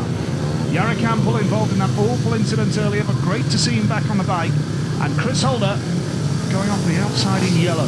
Here we go with heat 11. Another good lineup. Hampel needs points desperately. Certainly Nicky Pedersen has been tough, to say the least, out there this evening, and is on 4 points. He goes from the inside gate, which worked really nicely for Ward in the previous race. Holder on the outside, looking for more speed. Big race. Heat 11, Grand Prix Speedway, live from Prague here tonight. Who's going to get into that first turn? Absolutely Nicky Pedersen, and a clever switch from Lindgren. And here comes Holder. Oh, what a move from Chris Holder. Looks over his shoulder as well, but it's just left enough room for Nicky Pedersen to squeeze through. But that was a spectacular move, and here comes Lindgren round the outside of Holder now. But how much speed does Nicky Pedersen have? He is kicking on here, and Holder really pushing Lindgren hard, and Hampel's at the back. Well, Nicky Pedersen was really spectacular on the opening lap there. I thought for a moment that Holder was going to slam the door shut, but he left him racing room, and Pedersen was through like a shot. He's out in front. Lindgren's ridden well to get into second place. He's out of shape there though. Holder now closes in third place. A disappointing evening for Jarek Hampel. He's only got 1 point to his name so far and is out the back. Pedersen's away, fast out in front. Terrific battle for second, third and fourth. Yeah, good race this one. Nicky Pedersen kicking on though, and has a comfortable lead now. Freddie Lindgren second, and Hampel's going to have a go on Chris Holder. Hampel has gone wide into the dirt in turns 3 and 4. Pedersen gets the win. Lindgren second. Holder gets that third spot, and Jarek Hampel at the back. But what a ride. Nicky Pedersen moving on to 7 points now. 2 second places and a win. And that was a good ride. He had to do it the hard way, because Holder made a wonderful, wonderful switch up the inside. But Freddie Lindgren in the end switching as well and getting that second spot. That was a good race, heat number 11. And Pedersen takes it with Freddie Lindgren in second. Chris Holder was third, and Jarek Hampel trailing in at the back there. I just wonder if he's still feeling the effects of that knock a little bit earlier. Pedersen moves on to 7 then. Chris Holder is on 5. Lindgren on 3 points. Top 8, remember, go through to the semi-finals. But good ride from this man. He's a warrior, isn't he? He just comes out, he never gives in, and certainly here he didn't. As you said, Nigel, Holder on the outside makes a really good switch. Initially on the inside, Pedersen makes the start, but Holder then comes out of the first corner, but just gives him enough racing room. And Pedersen then allows the bike to run deep into the turns 3 and 4. And Lindgren actually follows him through, and Holder then, who momentarily was in front coming off the first corner, gets relegated to third place by the end of the opening lap, which will be disappointing for him. Look at Lindgren here, hustling the bike around the outside of the Australian. And as I say, at the end of the first lap, Holder's back in third place.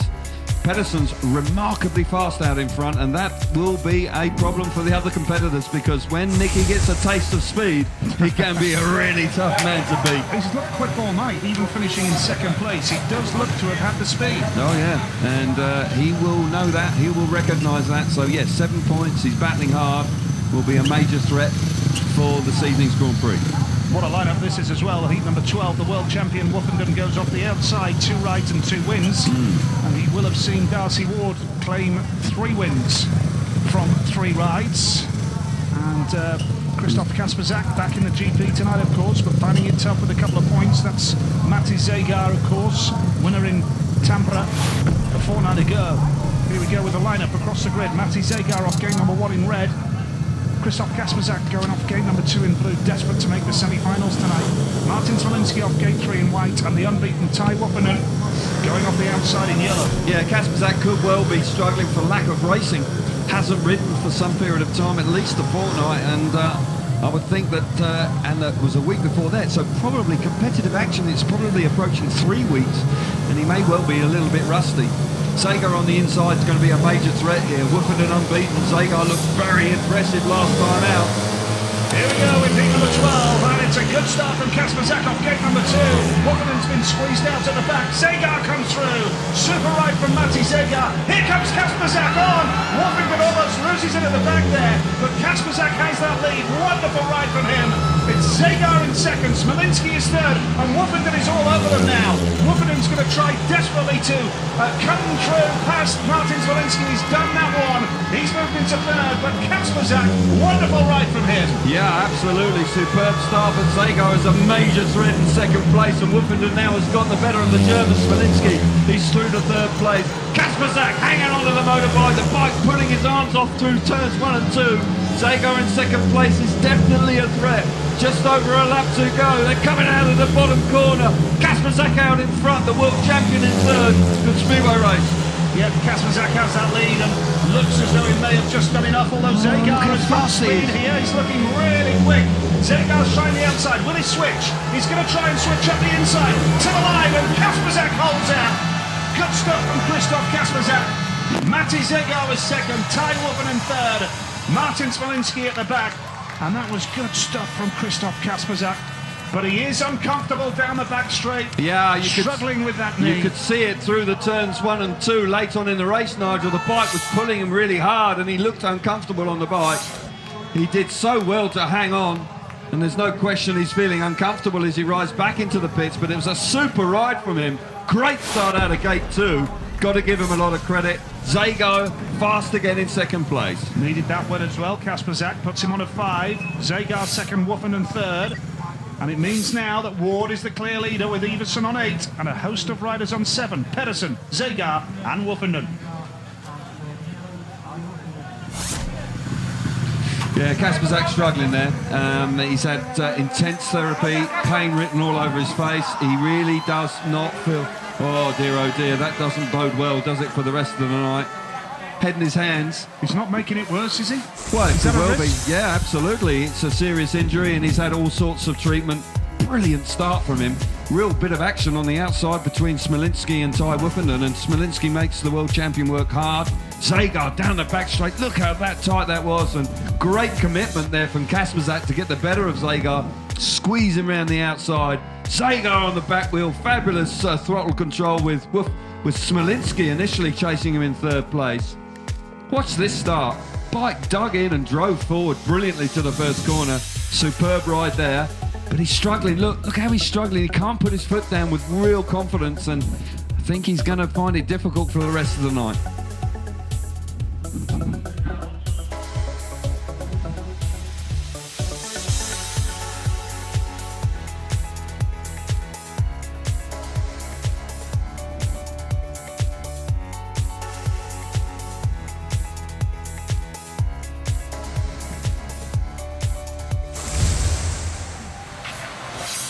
Kasperzak in pain.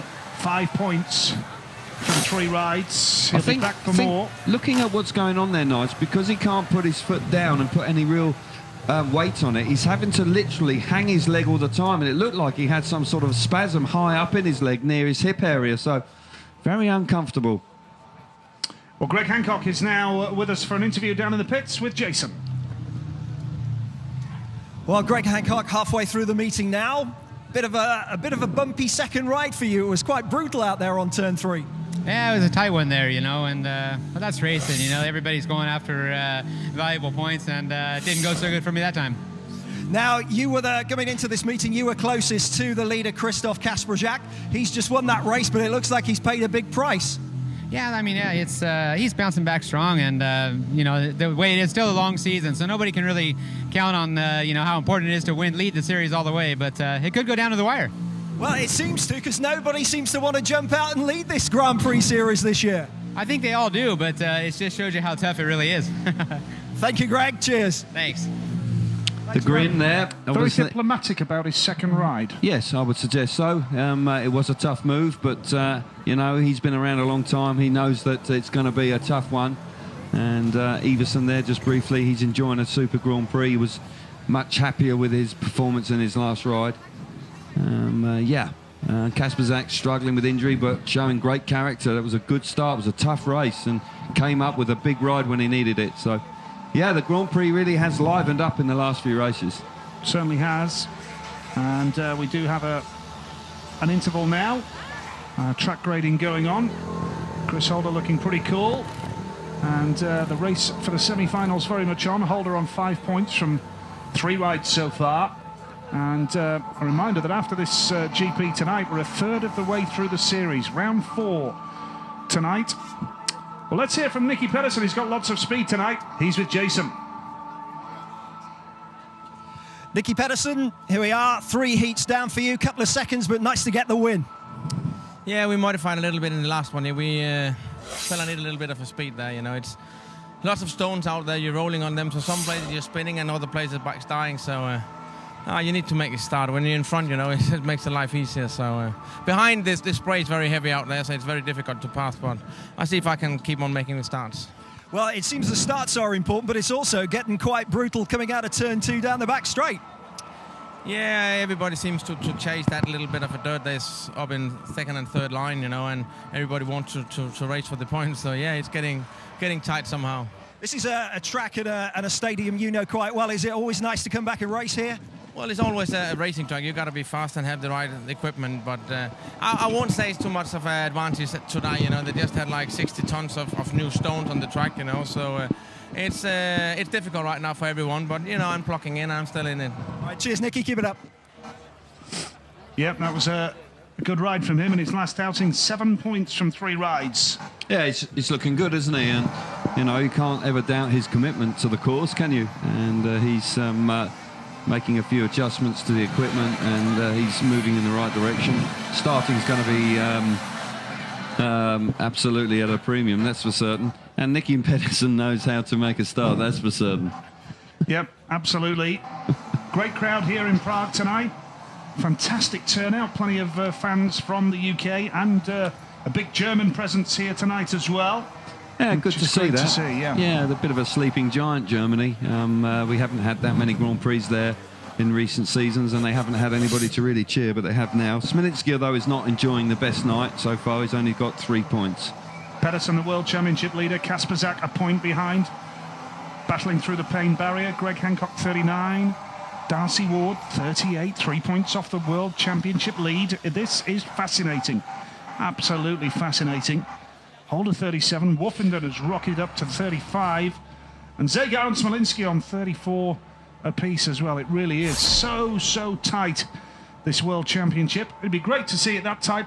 I know some will sort of fade away, but... Well, long may it continue, because it'll be fabulous. It'll keep it very interesting indeed.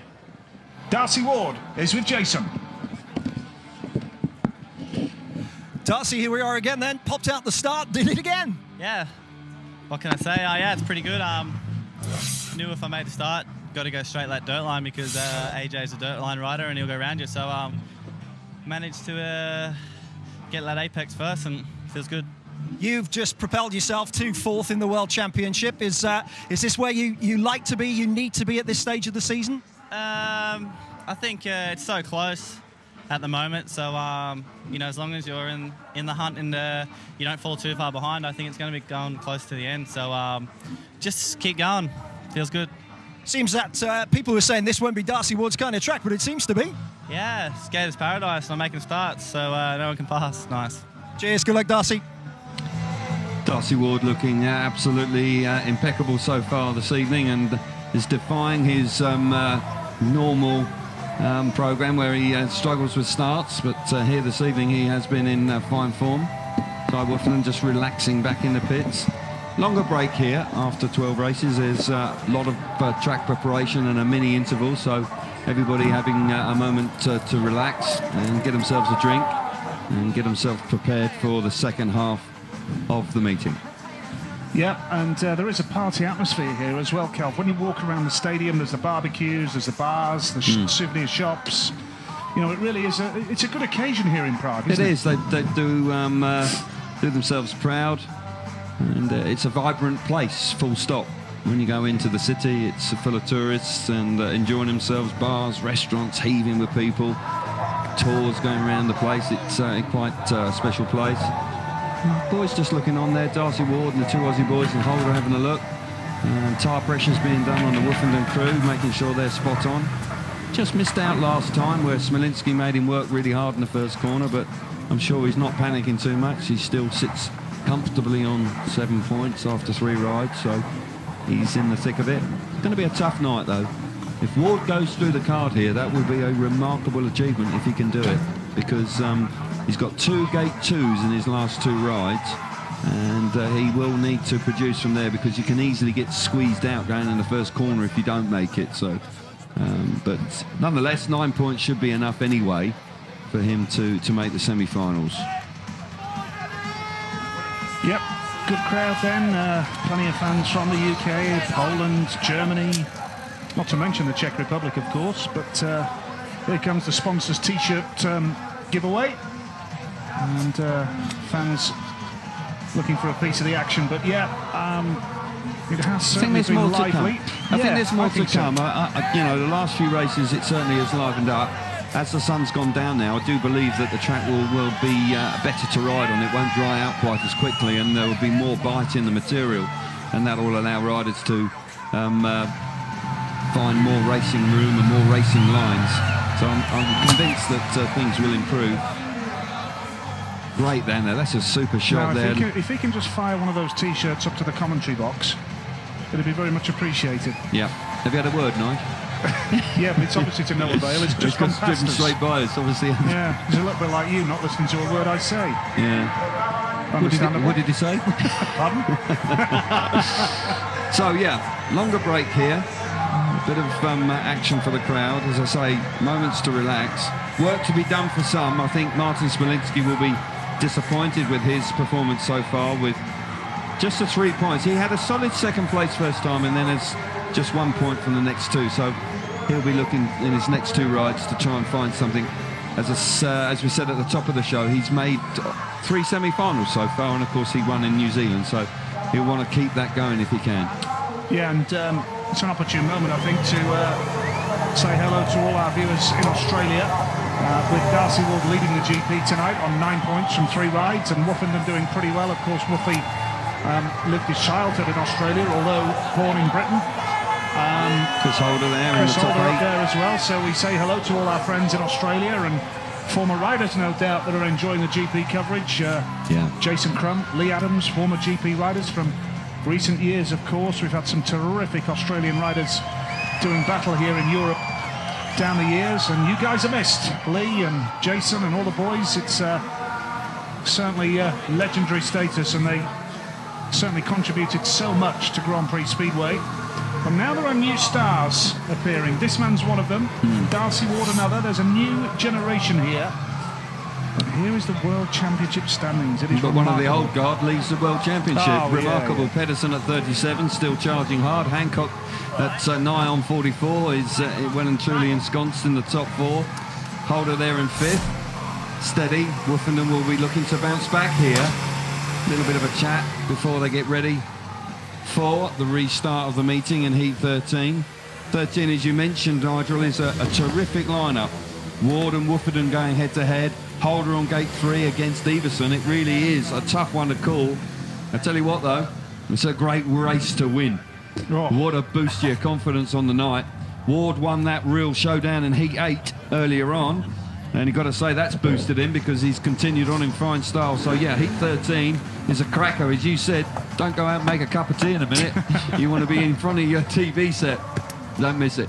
Yep, very much so. If the pizza delivery guy is ringing the bell right now, just make him wait. Tell him to hang on, yeah. Or invite him in to watch the race. Why not? Here we go, heat number 13.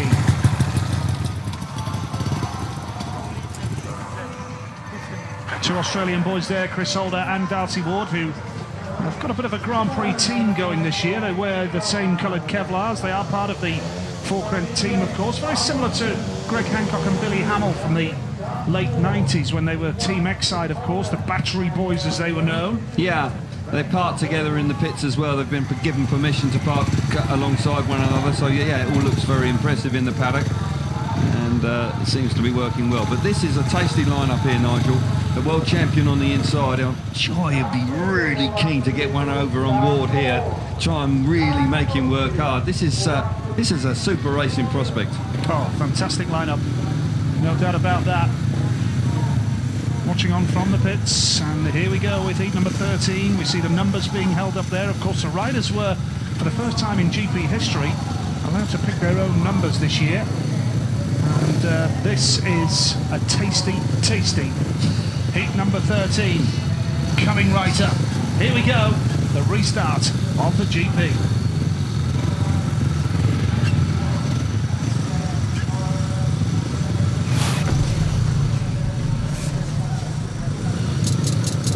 Heat number 13 it is. If the kettle's just boiled, pour it after this race. Ty Wofferden goes off the inside in red. Gate 2 in blue is Darcy Ward, unbeaten so far. Chris Holder, gate number 3 in white, and Niels Christian Iversen off the outside in yellow. Something has to give here. What a wonderful, wonderful lineup this is. Yeah, terrific lineup.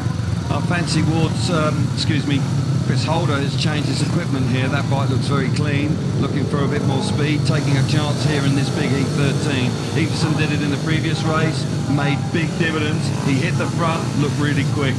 Wofferden on the inside has won a couple of races so far tonight, has been sharp away from the tape.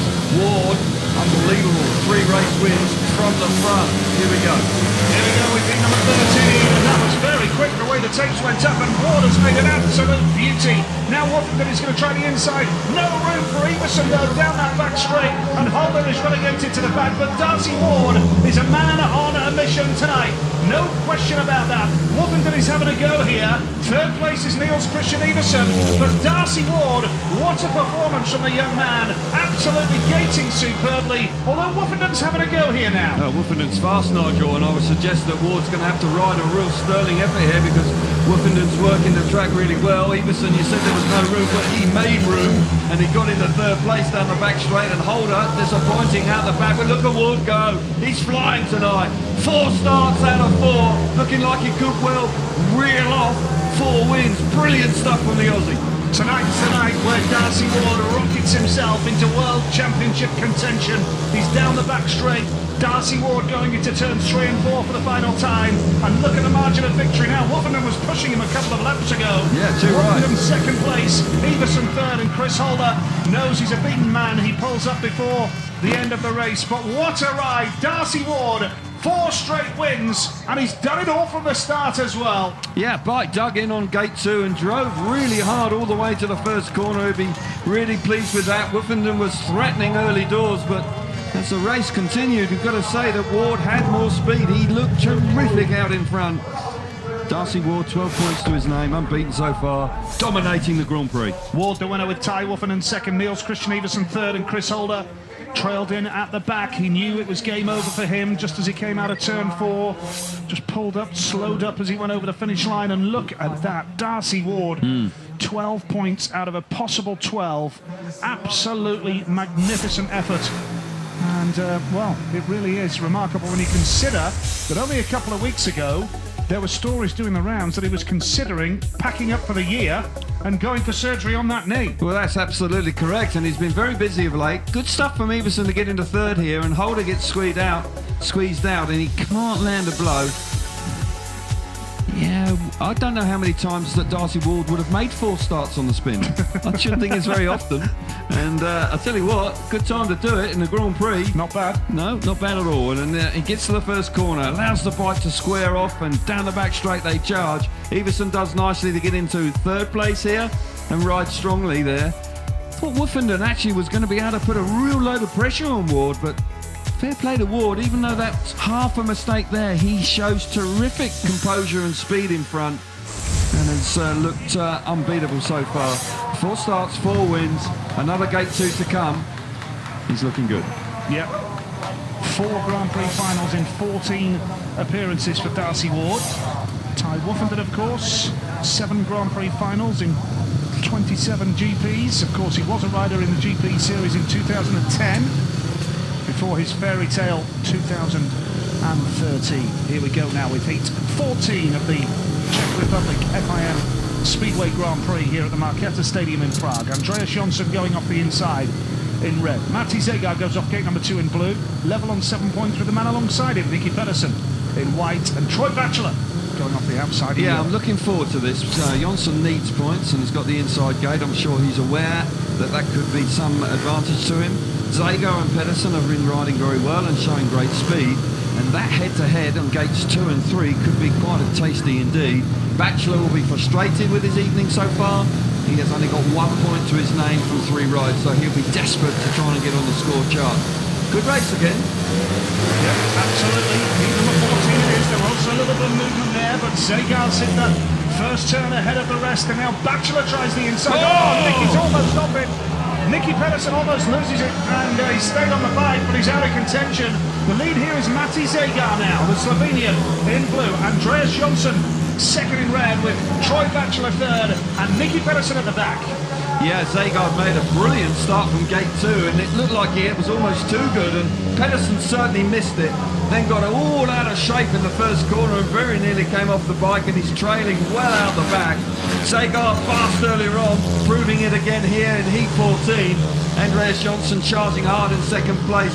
Pedersen not being able to get amongst the action, but the Slovenian, a winner in the Grand Prix for the first time 2 weeks ago in Finland, looking good again here in the Marquetta. Zegar, who rides for the Bellevue Aces in the UK, has got that lead and is kicking on. Pedersen knows he's out of contention here, just rolling around at the back. But it's Mati Zegar who's going to take that victory, and although Johnson came on strong and really gave a good go towards the end, didn't quite have the pace. Batchelor gets a point in third. He won't make the semi-finals, but that was a big win for Mati Zegar. Moves him into double figures on 10 points, and another great night's work in the GP from Mati Zegar. Absolutely superb. And he's in contention, of course. Whilst you're in the top 8 and into the semi-finals, you can still win the meeting as well. Oh, yeah. Pedersen finishes the race. Disappointment for Pedersen there, just got it all wrong through the first corner and very nearly came off the motorbike, but Mati Zegar full of confidence after winning his first Grand Prix a couple of weeks ago. Quick. Yep, very much so. Zegar, Johnson, Batchelor, Pedersen, the finishing order there. That was heat number 14. Super ride from Mati Zegar moves him on to 10 points, just behind Darcy Ward, unbeaten on 12 points. A magnificent display from Ward, a maximum man so far. But Zegar riding quite beautifully tonight. Yeah, he is, and when he gets to the front, he looks really calm on the motorbike. Great start. Gate 2, clear into the first corner. Pedersen missed it this time, just didn't make the jump at all, lifted violently there and very nearly came off the bike, and really and truly he had no chance from then on. Look how quickly the bike lifted up underneath him. He did well just to hang on, and then it bucks and slides, and very uncomfortable indeed. The absolute opposite for Zegar, comfortably out in front, showing plenty of speed. Got to give a mention to Andreas Johnson, who charged him down right to the checkered flag and was quick in second place. But the Slovenian having a little bit of a chat there. That's a good solid night's work, 10 points in the semi-final. He's looking okay. Johnson needs work. He's going to have at least 2 points, a race win ideally in his last one. Zegar now with his second successive double-figure score after his superb display in Tampere a fortnight ago. Heat 15 coming up. Here's Hancock, the man in red, birthday boy this week, 44 years of age. Jarek Hampel is off gate 2 in blue, has found life tough tonight after that crash here in Prague. Just good that he's up and about. Chris Harris, 2 points to his name. Flew in this morning after riding for his British club Coventry last night in a thrilling Elite League clash with Birmingham. Greg Hancock goes off the inside in red then here. Jarek Hampel, gate 2 in blue. From Poland, Martin Smolinski, gate 3 in white for Germany, and Chris Harris from Great Britain outside in yellow. That's your lineup for Heat 15. Yeah, Smolinski's been disappointing so far tonight. He's shown better form in previous Grand Prix, and he'll be really desperate to try and pick up a win here to give himself an outside chance of the top 8 here tonight. 2 wins, I would suggest, is what he's looking for. Hancock, well, he's had a tough night, in truth. He's got 5 points, but we've seen him turn his nights around. He did in Finland. He came from nowhere, got himself to the final, so don't rule him out.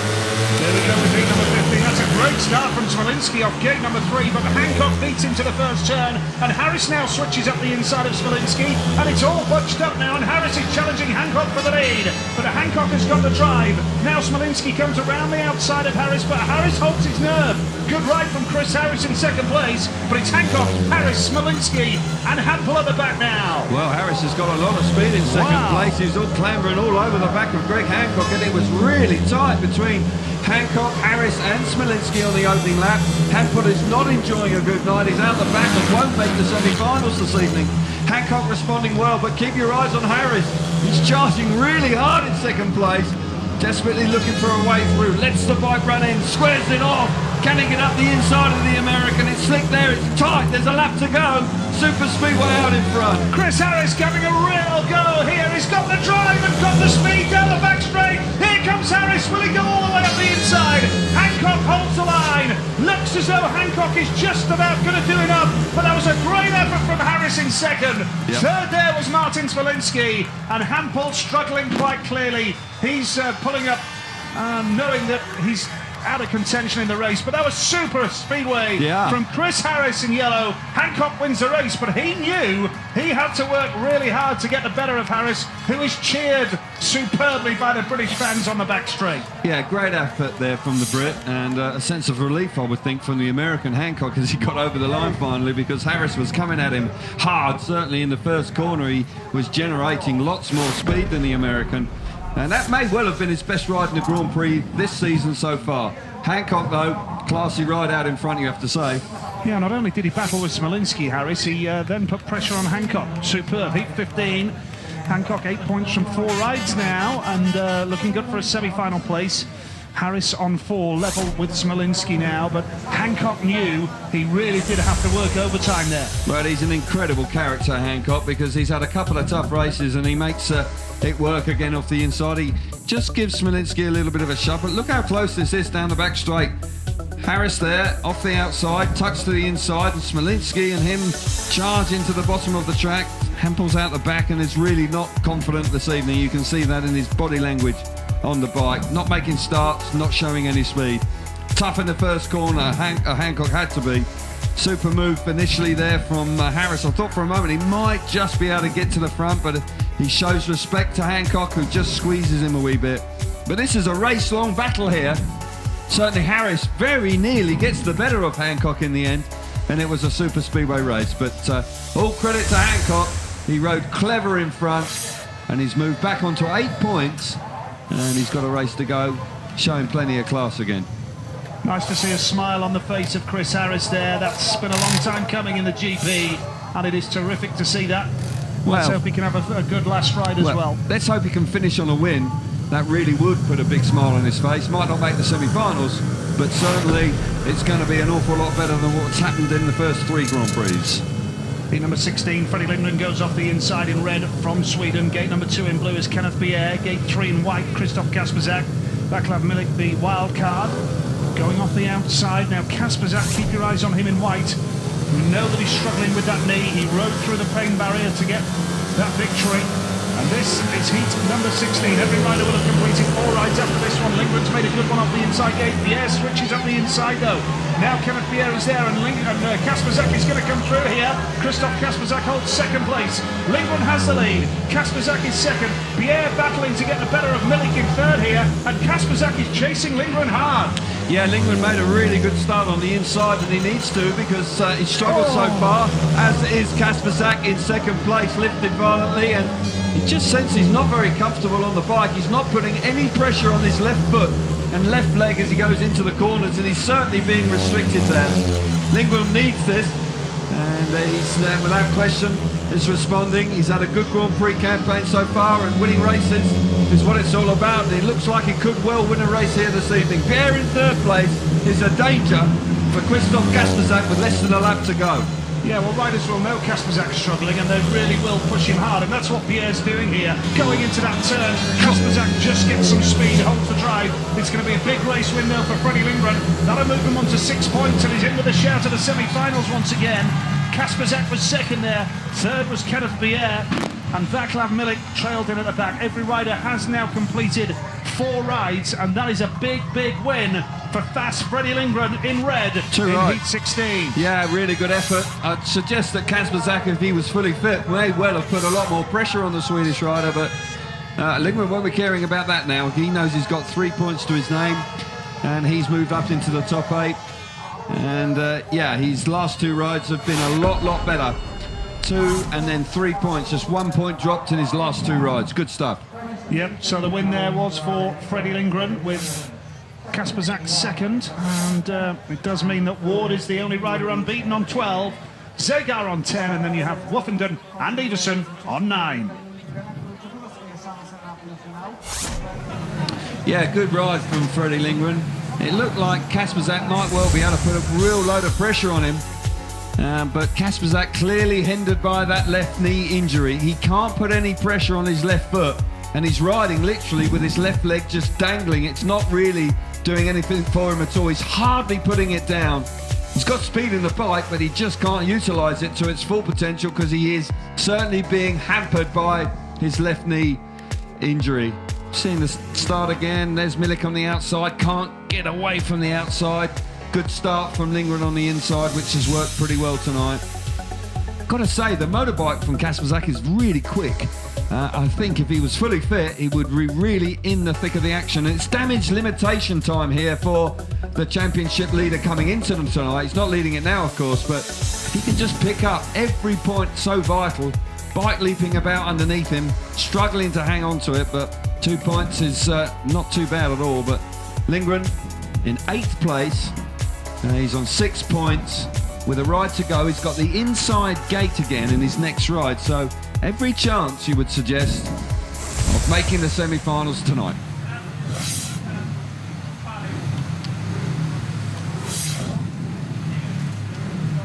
Yeah, good ride from Freddie Lindgren. 6 points to his name now, and if it does go to count back, then that race win could be absolutely vital for Freddie Lindgren, who is in the 8th place at the moment and ahead of Jonsson on countback because of the fact that he has won that race. Well, race wins are vital, aren't they? And as you rightly say, countbacks can be, you know, very tense affairs, and if you've got a race win in there, then it could very well make all the difference about being in the top 8 this evening and not. But Lindgren certainly looking much more like his old self with 5 points from his last 2 rides. Yep, we've got one race left per rider to decide the semi-finalists here in Prague. It's 17 to 20 coming up to decide that. Kasperzak's done well, isn't he, when you consider how he's struggling with that leg. He's got 5 points out of his last 2 and a couple of points in his next one, and he's through to the semi-finals. Yep, Chris Harris now is with Jason Harold. Well, Chris Harris, that's more like it. Yeah, I felt like I had a bit of pace then, so it was good. Just couldn't get past Greg, but you know we kept on his toes. I've got to ask you, what happened in your first ride? Unfortunately, it was a mechanic error. The nut to hold we changed the jet come off done. So whoever one of the clowns that was doing it was didn't do it up tight enough, and it just dumped all the fuel out at the start. Now, you didn't practice yesterday. You rode in a league meeting for in the UK for Coventry. Do you think that helped you, or it might have hindered you? No, I feel I got good pace. Bar the first one, I'm feeling there. Changed bikes after the second ride, and that was definitely felt better. So we're in there fighting now. So we just got to get a win now to try to get into that semi. Well, you're in a great position because you're off gate 1, and there've been some wins off gate 1 tonight. So obviously you're confident. Yeah, I'm feeling good on the bike again. So I just got to get my nose in front. If I do that, I'll win the race. I've got no problem with that. Nice one. Thanks, Chris. Cheers. Thank you. Yeah, great stuff from Chris Harris. Good to see that he was really racing hard there. That was excellent stuff from him. And really looking forward to the last 4 heats here now in Prague, and a terrific crowd. It really is wonderful turnout here tonight. Probably the biggest crowd we've seen here in Prague for quite a few years for a Grand Prix, and it really is good to see. Heat number 17 coming up. Iversen, Pedersen, Milik and Smolinski is the lineup in heat number 17. Martin Smolinski on 4 points, probably won't make it now. Nicky Pedersen is on 7, could just do with another point or so. Ty Woffender now, the world champion, is with our man Jason Harold. Ty Woffenden, then you're in well placed to get into those semis. Looks like you're going to make it, and a steady couple of last rides for you. Yeah, it didn't. Gate 4 was a hard one. Didn't quite make it, and then gate 1, I just made a mistake with my setup, and the bike didn't work how I wanted to towards the first corner. But that's the way it goes, and we made a few more changes, see if we can win some more. You kind of got beaten up in that first turn when you were on gate 4. Yeah, it's normal off gate 4. Now you're going to be changing motorised power for pedal power with a charity bike ride. Yeah, we're raising £100,000 for Great Ormond Street Children's Hospital. Every British supporter can go to their local track, go to the race office, buy a ticket for £1 to enter the draw to do the ride with me.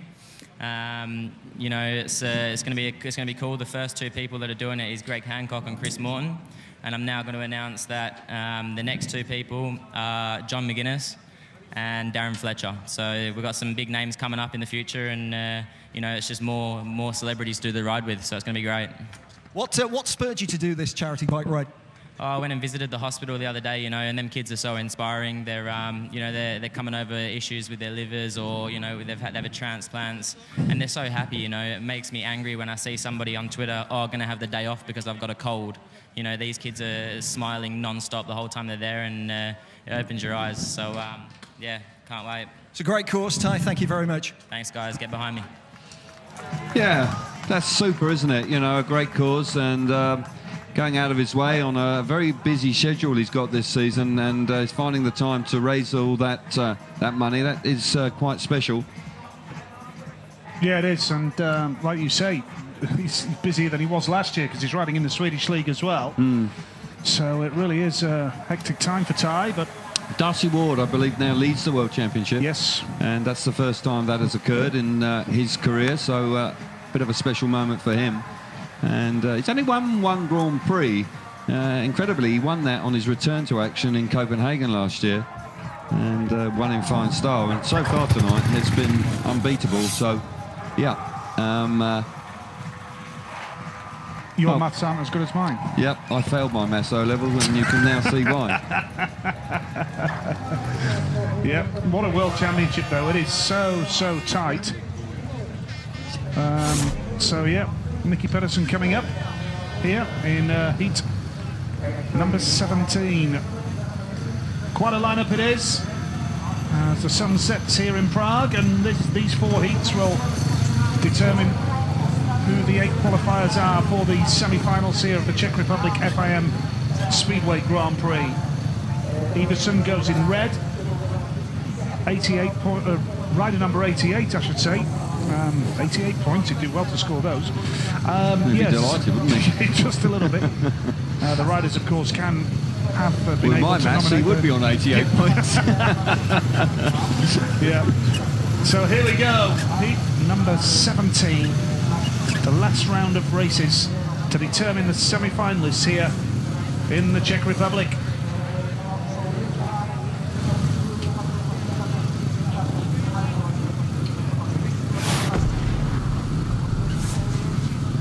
There we go with heat number 17, then Niels Christian Iversen is off the inside in red. Mickey Pedersen, 7 points to his name, still with a little bit of work to do. He goes off gate 2 in blue. Vaclav Milik, wild card, goes off gate number 3 in white. And Martin Smolinski goes off the outside in yellow.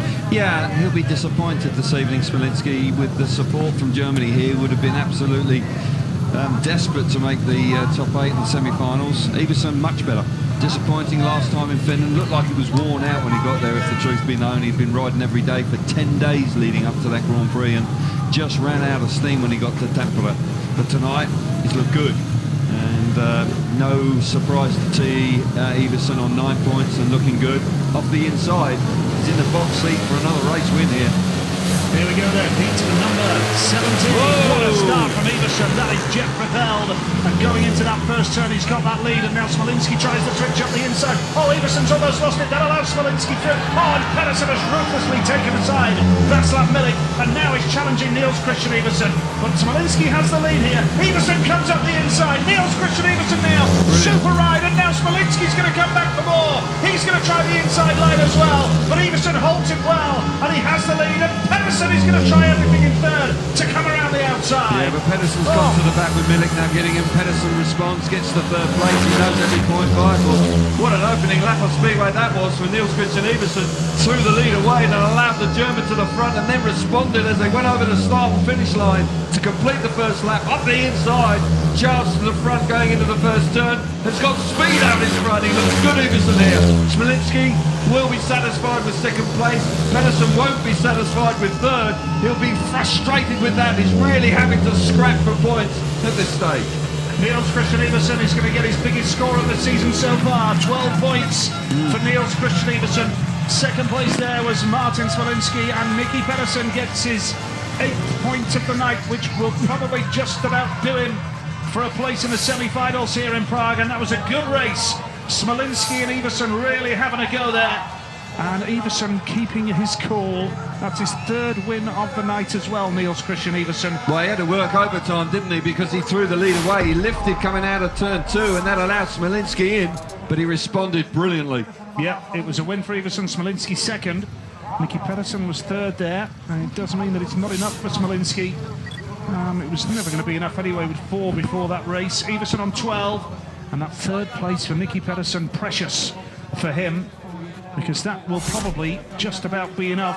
Well, that'll be interesting to see how it works out, but he's got a nervous weight, the three-time champion. Iversen off the inside makes a good start initially. I thought for a moment he may have jumped the start, he was so clear, but he lifted there coming out of turn 2, and that allowed Smolinski up the inside, but Pedersen in on the act as well.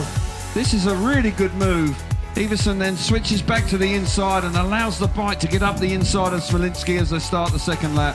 Sweeps wide. I thought Smolinski might be able to get back up the inside and replay the compliment, but he can't.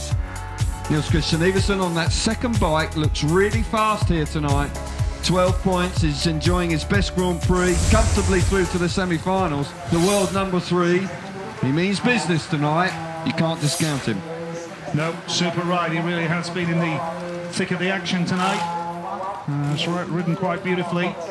Great stuff from Iversen as we prepare for heat number 18 now. Good race. Yeah, what a lineup this is with Lindgren, Jonsson, Woofenden and Hancock. Yeah, all looking for, obviously, to continue on their way. 1 or 2 riders are in the top 8. Certainly Greg Hancock on 8 points wants to keep pushing on. He's in the World Championship chase, well and truly in there. Freddie Lindgren battling back with a really good race win last time and is in a good starting position coming off the inside. The Swede enjoying a good season in the Grand Prix. Woofenden has turned his fortunes around. He's been in good form tonight. He's coming into this race on 9 points, and he'll be looking to try and build on that out of gate 3. And the 2 Swedes on the inside certainly will be looking to really push on hard here. Now the meeting's boiling up nicely. Certainly is. Heat number 18 it is then. Lindgren needs points off the inside, so does Jonsson. And plenty on the line here in the build-up to heat number 18. Woofenden has started quite beautifully with 2 wins for his opening 2 rides here. But needs to follow that up as well. The race for the world title wide open once again. Yeah, it is, and Andreas Jonsson on 6 points has battled really hard. He's had 3 second places and a 0, so he's desperate for a win and still could make the top 8. Lindgren off the inside needs points, so does Jonsson off gate number 2 in blue. Ty Woofenden gate 3 in white, 9 points so far, and Greg Hancock going off the outside in yellow with 8 points to his name. Yeah, and 8 points won't be enough for Andreas Jonsson, you would suggest, because that would mean he gets 8 points, but he hasn't had a race win. So a win for Jonsson is vital if he wants to make the top 8 this evening. Hancock, of course, has ridden well. You've got to say, apart from that blip when he was off gate 4 and he got really squeezed out hard on the opening lap, he's been right there and has won a couple of races already this evening, as has the world champion. Riders and mechanics alike keenly looking on this race. We're coming to the business end of the night. Precious, precious World Championship points on the line. Yeah, here we go then. Heat number 18 it is. Jesper Steentoft with his finger on the button, and Woofenden's made a beauty from gate number 3. What a start that is from Ty Woofenden. Lindgren holds second here, and Jonsson's come through into third at the expense of Greg Hancock, who has to get off the gas at the back, but Ty Woofenden has that lead. This will put him on to 12 points, and they'll sail through to the semi-finals, but Lindgren's got some speed here.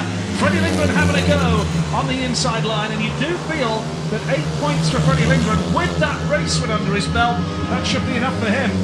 Yeah, he'll be hoping so. He's having a real good go in second place, and Woofenden was electric away from the tapes out of gate 3. Certainly the tweaks of the bike he was chatting to Jason Howard a little bit earlier on has worked and paid big dividends. Disappointment for Hancock. I didn't expect this. He's out the back and he's tailed off, and Andreas Jonsson won't make the semi-finals this evening.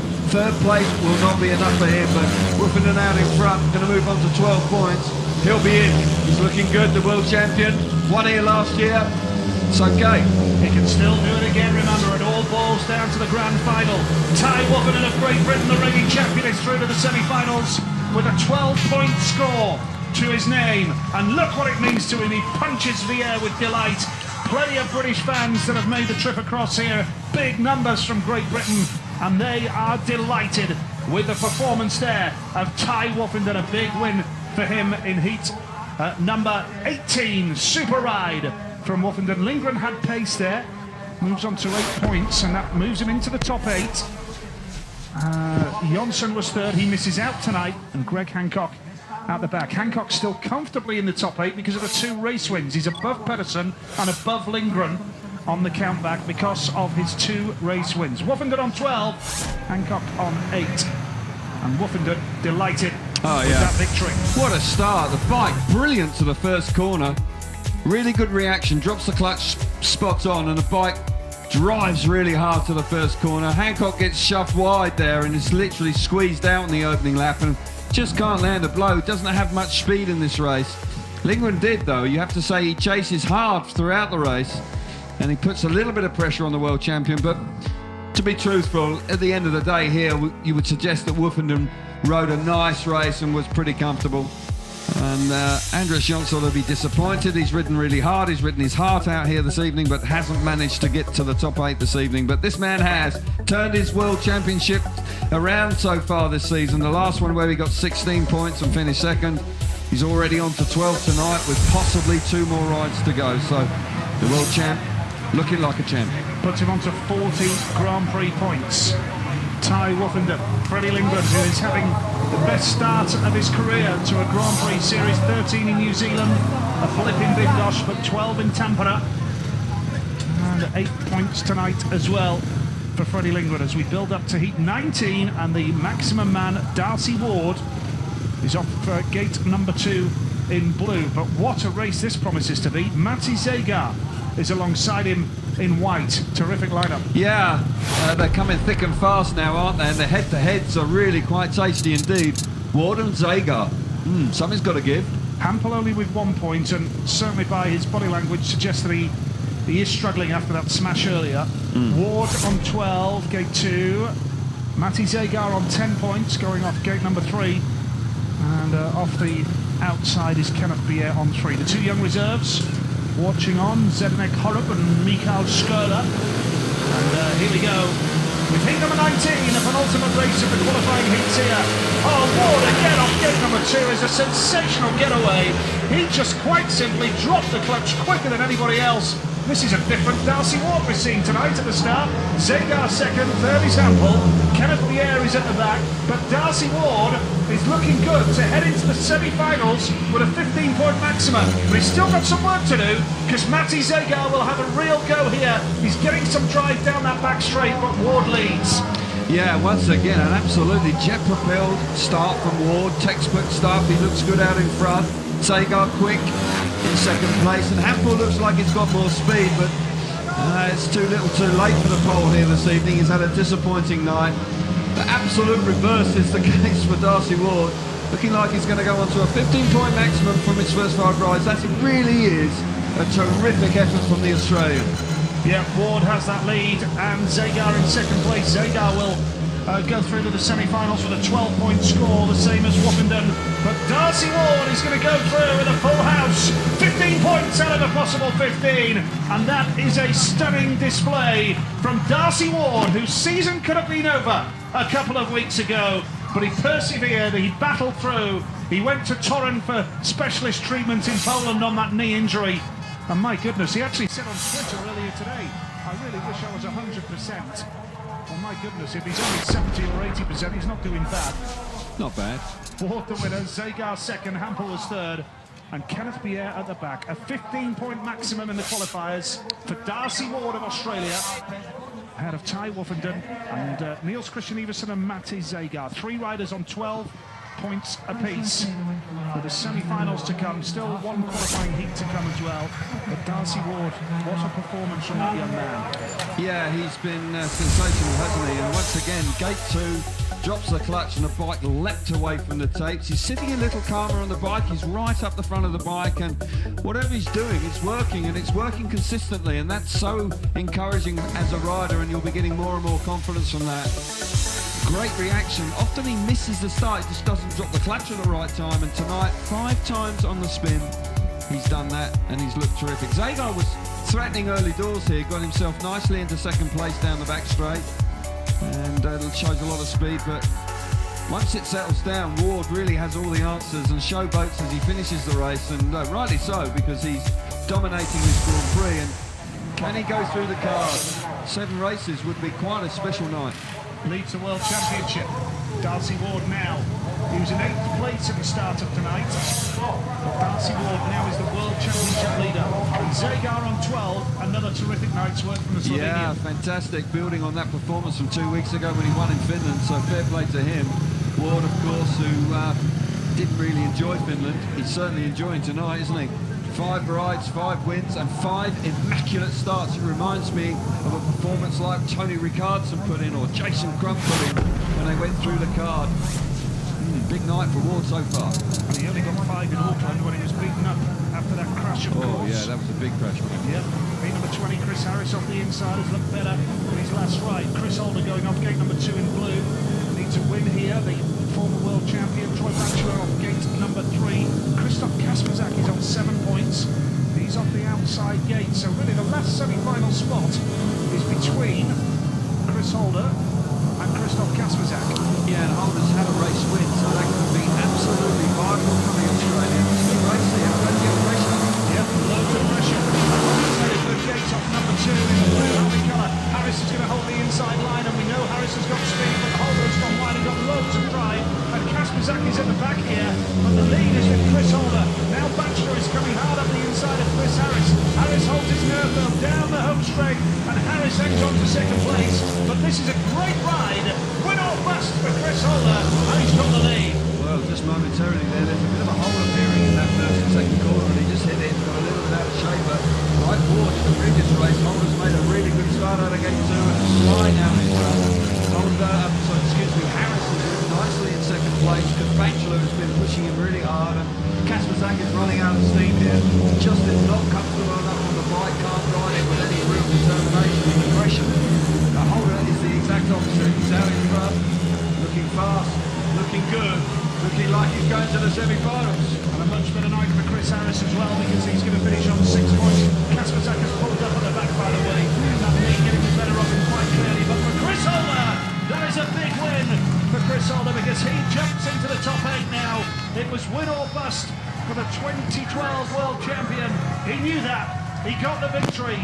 And that is a big win for the Australian in heat number 20. Chris Holder jumps into the top 8. And with 2 race wins, he's ahead of Nicky Pedersen and Freddie Lindgren as well in the pecking order. But for Kasperzak, you can feel his pain. Oh yeah, he's struggled, hasn't he? He just can't put any weight on the left leg. And he's done well to get the 7 points. Just ran out of steam in that last race. Coming from the outside was always going to be a tough call for him. But Holder, well, yeah, that was more like it.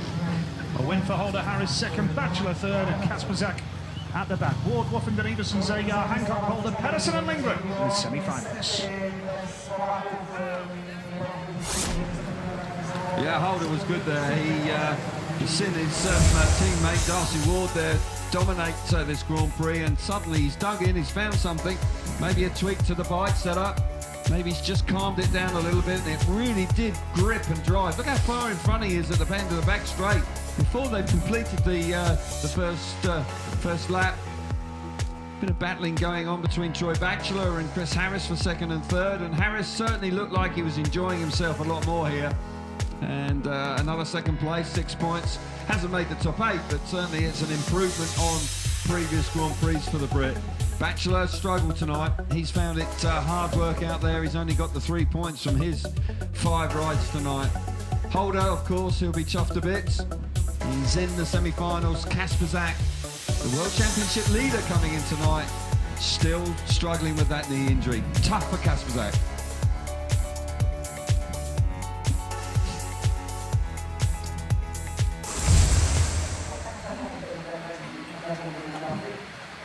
Yep, Chris Holder needed that win. He knew it and he responded, and he's shown again what great character he's got under pressure. Track rating going on now as we prepare for the draw for the semi-finals, the gate picks from the riders. The FIM and The race director will just confirm the finishing order, but it does look clear-cut to me with Ward on 15 points, a maximum, so he will have first pick. Woffenden with 3 race wins, and then when you go head-to-head, second place, Everson third, Zagar fourth, and you've got Hancock, Holder, Pedersen and Lindgren. Amazing that 4 riders have finished on 8 points. Tough tie, isn't it? With the conditions, everybody snatching points off one another, and it's been difficult to go through the card. That's why the 15 points from Ward is remarkable. On a track like this, a rider that is not renowned for his starting ability comes up with 5 textbook starts, and I hope I'm right in saying he is now leading the World Championship, and that is really quite a special moment for the Australian.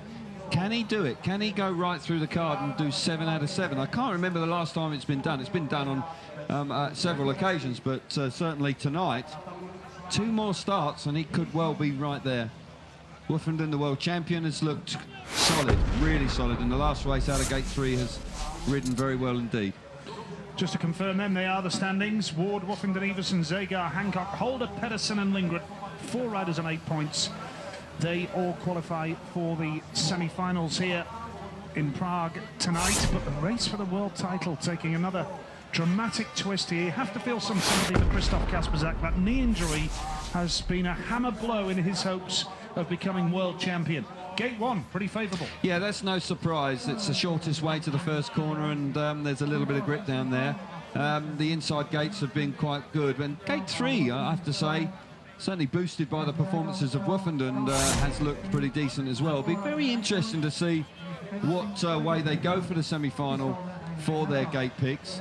Never easy in actual fact. Sometimes you don't want to have the choice. You'd rather just be told which one you're going to go off because it's not clear. But I would think that Darcy Ward would go for gate 1. But the last 2 races he's won off gate 2, so he may well feel comfortable going from the gate 2 position.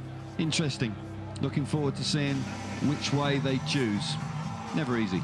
Absolutely. 44 points now, Darcy Ward, in the World Championship. And by my reckoning, KK, Greg and Nicky are on 42. Ty's on 41. And then, there we go. That's not bad, is it? It's great. And as we came into tonight's meeting, there was probably 10 riders at least in the World Championship chase, and it looks like it's going to continue. Woffenden, the big mover, alongside Ward, of course, charging up the charts. Zagar's ridden well again. He's well and truly into the top 8 after a slow start to this year's Grand Prix series. So, yeah, riders of class beginning to show their mettle. As you've said, KK, Kasperzak, you feel for him because he was in such brilliant form. When he won in Bydgoszcz, it was just an outstanding ride. And then he got hurt in Landshut in a pairs meeting, and he's struggling since. So here we go for the first semi-final.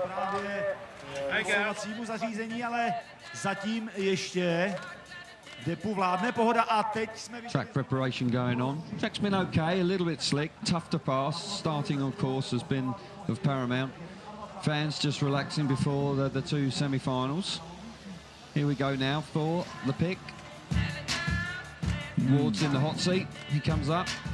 Will he go for 2? He won the last 2 rides from gate 2. Yep, he fancies that. And he goes out of gate 2 in blue. Zagar looked fast tonight. He has looked fast. Goes for gate 3, fancies the opportunity to sweep round, or if he doesn't get there, he could turn back to the inside. Holder won't be too unhappy about going off gate 1. So the 2 Aussie boys in the same team going head-to-head in the first semi-final, and Nicky Pedersen comes off the outside. Don't rule him out. He can always pull off something quite miraculous. So, first semi-final done. Ward off gate 2. Be interesting to see Holder, his teammate, off the inside. Zagar off gate 3, and Pedersen off the outside. Second semi-final coming up. World champion looking good, isn't he? Oh, yeah. He's been riding so well. He comes up. Well, he got 16 points in Tampere. Certainly did. 12 tonight, 28 points in 2 meetings. Not bad. Terrific. Not an easy choice for him. He's been winning. Probably he's made starts from everywhere, but gate 2 again is the favoured choice for the first pick in both semi-finals. Everson That might well have made his mind up for him. He's quite comfortable to take the inside gate, so yeah, he's pretty satisfied with that. Hancock, I would suggest, will go gate 3. There you go. Absolutely, not too bad. And Lindgren will be then having to make the best of it from the outside. The outside has proved to be tough tonight, Nigel. The only thing I would say with Freddie is he is very good at going wide and then doing the cutback move. Might work, but it's a tall order. It's tough, no doubt about that. The beautiful city of Prague. But this World Championship race ahead of the semi-finals, it really is absolutely fascinating now. Darcy Ward, 44. Christoph Kasperzak, who won right again tonight, 42. Greg Hancock and Nicky Pedersen also on 42. Ty Woffington and Chris Holder, 40. And Matti Zagar, 39. Who will be the World Championship leader going to Melilla in 2 weeks' time? Looks like it will be Darcy Ward, but anything can happen over the next 3 heats. Well, yeah, and often does. And not always easy once you've dominated the meeting to then continue on. You know, you pressure on you then to keep winning. And 7 wins is no easy task. So Ward will be desperate to make sure he gets to the big final, having dominated the first 20 races. And he's picked his favoured gate. He's won his last two rides from gate 2. And he's coming out of gate 2 in the first semi-final. But what a first semi-final it is, Nigel. Holder, Ward, Zagar and Pedersen could easily be a final. Riders now preparing for that big semi-final. Pedersen keen to get on with it. I'll tell you what, I'm wondering what he's going to do here, Nicky. From gate 4, he'll know there's only one race win. He's going to have to pull something special out here. Yeah, and you wouldn't put him past him doing something pretty special. Hancock just having to be patient. He's coming out of gate 3 in the second semi-final, but Pedersen up early. He's on his bike, keen, raring to go. Gets the hairdryer treatment. And yeah, it's a pretty hot, humid evening here in Prague. We've seen some fast and furious speedway as well.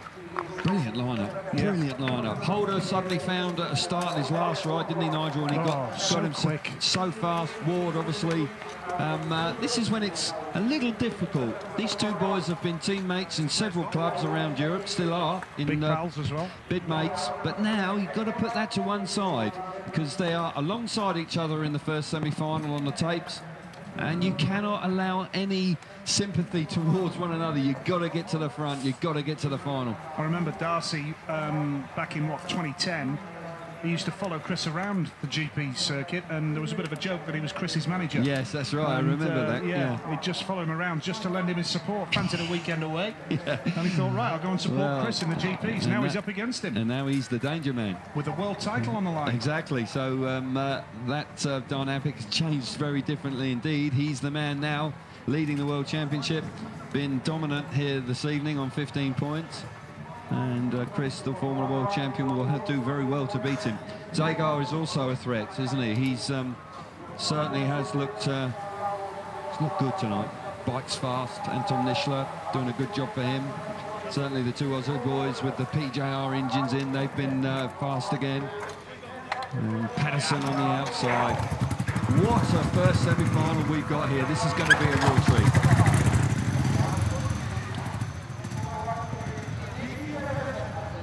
There we go then, the first semi-final here in Prague. And what a lineup it really is. And the World Championship wide open as well. Change of bike there for Nicky Pedersen, Nige. Clearly dissatisfied with the performance of the previous one, so he's rolling the dice a little here. Nothing to lose. He's crept into the semis. He's run out of steam in his last 2 rides. Just 1 point from his last couple of rides. So, World Championship standing. Ward, 44, Hancock, 42, Pedersen in this heat as well on 42. Woffington, the world champion, coming out in the next one. Holder on the inside on 40, really very tight indeed. Vital race in prospect, big World Championship points on the line. Absolutely, mouth-watering lineup here in Prague. And we hope you've enjoyed our coverage once again here tonight on this hot evening in Prague, and it's going to be tense on the start line there. Too right. Rather than to me. It's dramatic stuff. But it's been tough tonight to pass, but now we're coming to the business end of the night. A really interesting first semi-final.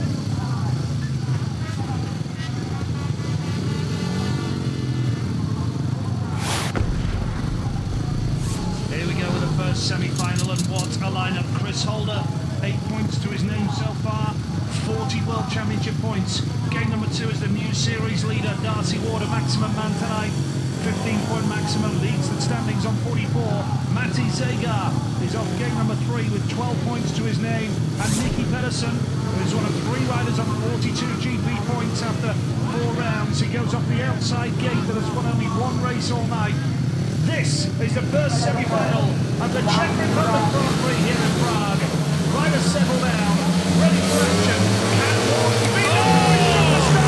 just avoided the tapes. How close was that? Oh, that was a heck of a gamble from Darcy Ward. Too right, that was unbelievable. How on earth he didn't touch the tapes? He's so it's a miracle. There. He is Absolutely. Yeah, it is luck because that just shows you suddenly the pressure fields have been dominant throughout the night. Such a big lineup. It is all. Well, I'd like to see that now.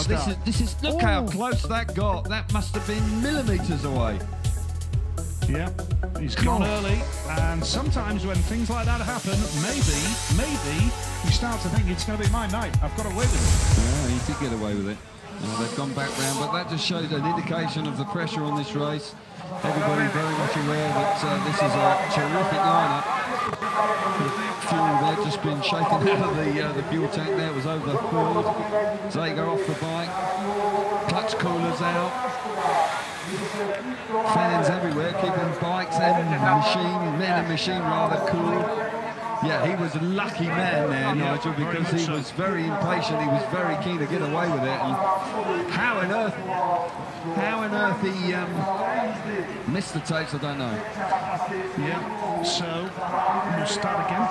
And they're making so many changes here. It looks as though they're making changes to the bike skull. Yeah, sometimes I get frustrated. I think they should be waved straight back round, but I've never heard you say that before. Really? No, well, I'm saying it for the first time. I can assure you. But what they're actually doing, they're getting the fans on the clutch to cool the clutches down, and also just make sure that the rear chain adjustment is spot on, because they can slacken off quite quickly. But really and truly, I think it's not absolutely necessary. Preparing for action now. Darcy Ward comes up to the start line. He's first to appear. A man who has had intensive physio. He's actually been to Bournemouth Football Club as well for extensive treatment on that knee injury. It seems to have done him a world of good.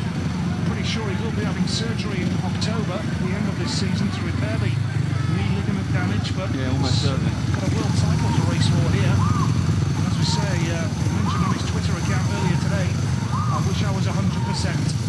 Well, he's not doing too badly considering he isn't. First semi-final then in the Marchiata Stadium, second time of asking. You can sense the tension, can't you? You know, it was obviously, Ward was very keen to get on with it in the initial stagings, and now as they build up and they dig around on the start line, the whole stadium, you can sense the focus of attention is on the 4 riders. Here we go again. Chris Holder going off the inside gate in red, with Darcy Ward going off gate 2 in blue. Matti Zagar gate 3 in white from Slovenia, and Nicky Pedersen going off the outside in yellow. It's tough off the outside gate, but if anybody can do it, Nicky Pedersen can do it. Yeah, he may look to cut back to the inside, of course, and sort of like squeeze riders up down the back straight and force his way into a qualifying position, first or second. That means for the big final tonight. Hasn't had a lot of speed these last couple, so hence the change of equipment. He'll be keeping his fingers crossed that it works out, because there's some real big hitters in this race on the inside of him. Zagar fast, Ward dominant throughout the night, Holder looking much more like it in his last ride. Here we go, second time around. The call to the start line, here we go again. Green light time. This time, Ward's really good one once again off gate number 2, so is Zagar on 3. Ward comes inside line, Zagar is going to come right around the outside. Matti Zagar is there, and Pedersen now is going to challenge Darcy Ward. The lead is with Matti Zagar, and Nicky Pedersen is coming around the outside, and now Ward is really got to work hard. Pedersen roaring around the outside, Ward has to respond. Down the back straight, Pedersen done it. Down something on that second ride. Ward's in the second place, they go the way out in front. Has Ward got any answers for Pedersen? He's desperately looking for a way through. He's dominated the Grand Prix so far. Back in third place, he won't make it there. Well, Zagar has that lead. Can he make it 2 Grand Prix wins on the trot here? Here comes Ward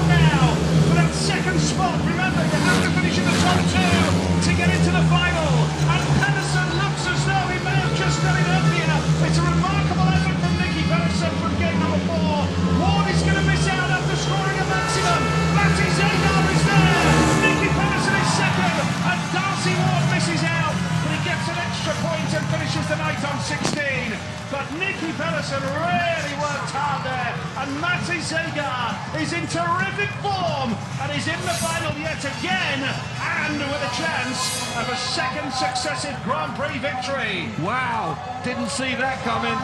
How on earth is Darcy Ward, who dominated the Grand Prix, misses out? What a ride from Pedersen. Zegar was superb out in front. Ward had no answer once Pedersen got through. Just couldn't find a way back to second place in the final. That's a shot. Zegar the winner with Pedersen second. It's the Australian boys who miss out. Darcy Ward who finishes the night on 16. And Nicky Pedersen 10. Zegar on 15 into the final. Chris Holder finishes the night on 8 points. 40 GP points. Darcy Ward is on 45 now. Zegar so fast here in this first semi-final. We're away initially. It's neck and neck as they get into the first corner, and Ward elects to go right round the inside. That leaves the door wide open. Zegar screams down the back straight and fires himself to the front. But you've got to give Pedersen a lot of credit here, because he charges into the bottom corner and he really does find the extra speed, and he gets the better of Ward. That was an excellent effort. Possibly Ward, if he could do this again, hindsight a wonderful thing, I know. He rides a little bit too tight. Yeah, I can understand his move on the first corner, and then he runs to the inside here, and that leaves racing room. And Pedersen, you have to say, chances his arm and swoops round the outside, and a real hard charging ride from the three-time champion to get himself in the second final and into the final. But Zegar, what a ride. He's in vintage form right now. Now the World Championship. Darcy Ward finishes tonight on 45 World Championship points. This man is now on 44. So he can lead the World Championship going to Manila in a fortnight's time. And what a remarkable effort that is when you consider the last two rides. He only got 1 point. It didn't look like he was going to do anything. And then, as you rightly said, Nigel, if anybody could do it from gate 4, Pedersen can, and he duly delivered. Brilliant. Niels Christian Iversen off the inside in red here. Ty Woffinen, the world champion, gate 2 in blue. The remarkable Greg Hancock, gate 3 in white. And Freddie Lindgren is going off the outside in yellow. Another terrific lineup here, the second semi-final. Who is going to join Matti Zegar and Nicky Pedersen in the final of the Czech Republic FIM Speedway Grand Prix here in Prague? Well, on the evidence of the first 5 rides for each ride, it was the distance of 2 riders on the inside, Iversen and Woffinen, but we've just seen a big shot in the first semi-final. We're going to see another one now.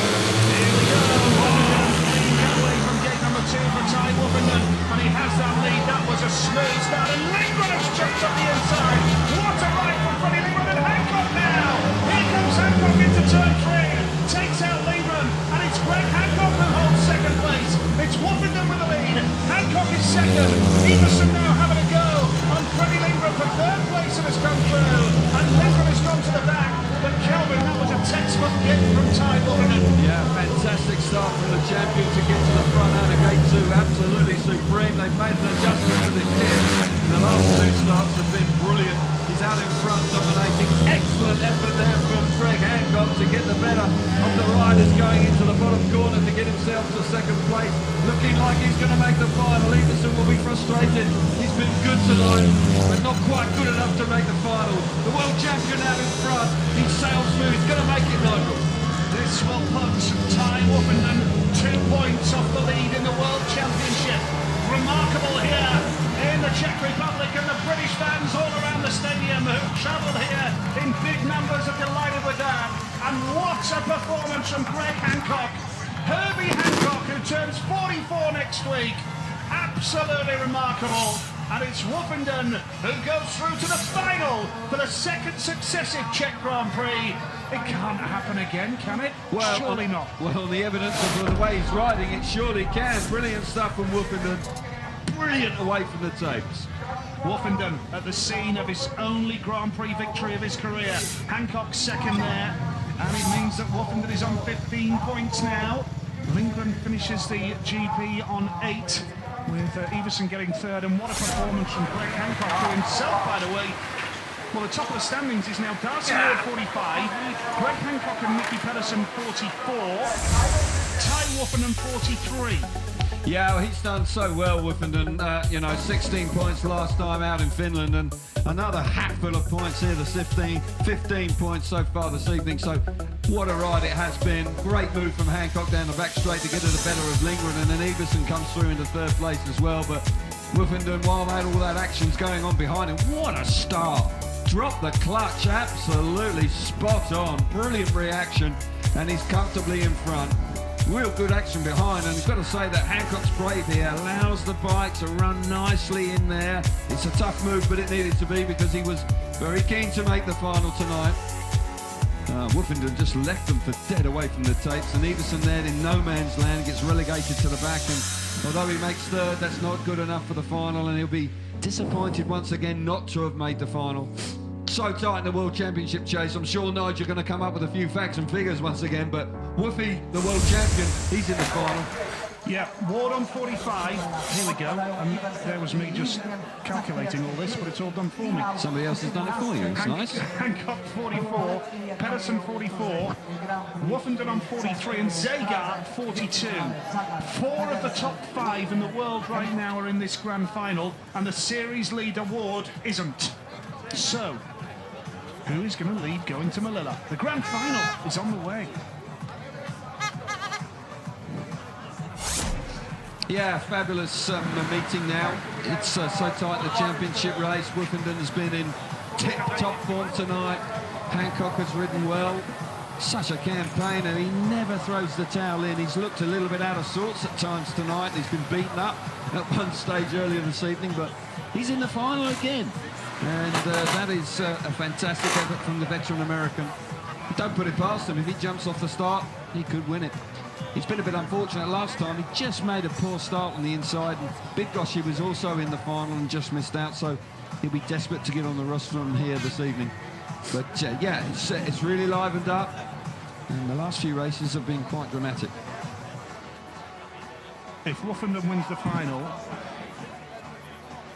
there's a good chance he could lead the World Championship. If it's Woofenden, Zagar, Hancock, Pedersen, if it finishes like that, Woofenden will lead the World Championship. Anyway, let's head down to the pits. Niels Christian Everson is with Jason Harold. Well, Niels Christian Everson, you got the favoured inside position. What happened? Made a shit gate, that's all. Sorry about the language, but he's summing up his feelings. It can be a cruel sport, this Speedway, because all night you've been plodding away, made it to the semis, and it didn't quite happen for you. But you're in that clutch of riders on 40-odd points, so you're still in the mix. Yeah, definitely tonight's meeting was good for me. I was on the pace all night, not in the semi, but that's the way it goes sometimes. There was one ride where you were looking to change that bike, and then you went out and won it. Yeah, but you're glad you didn't now.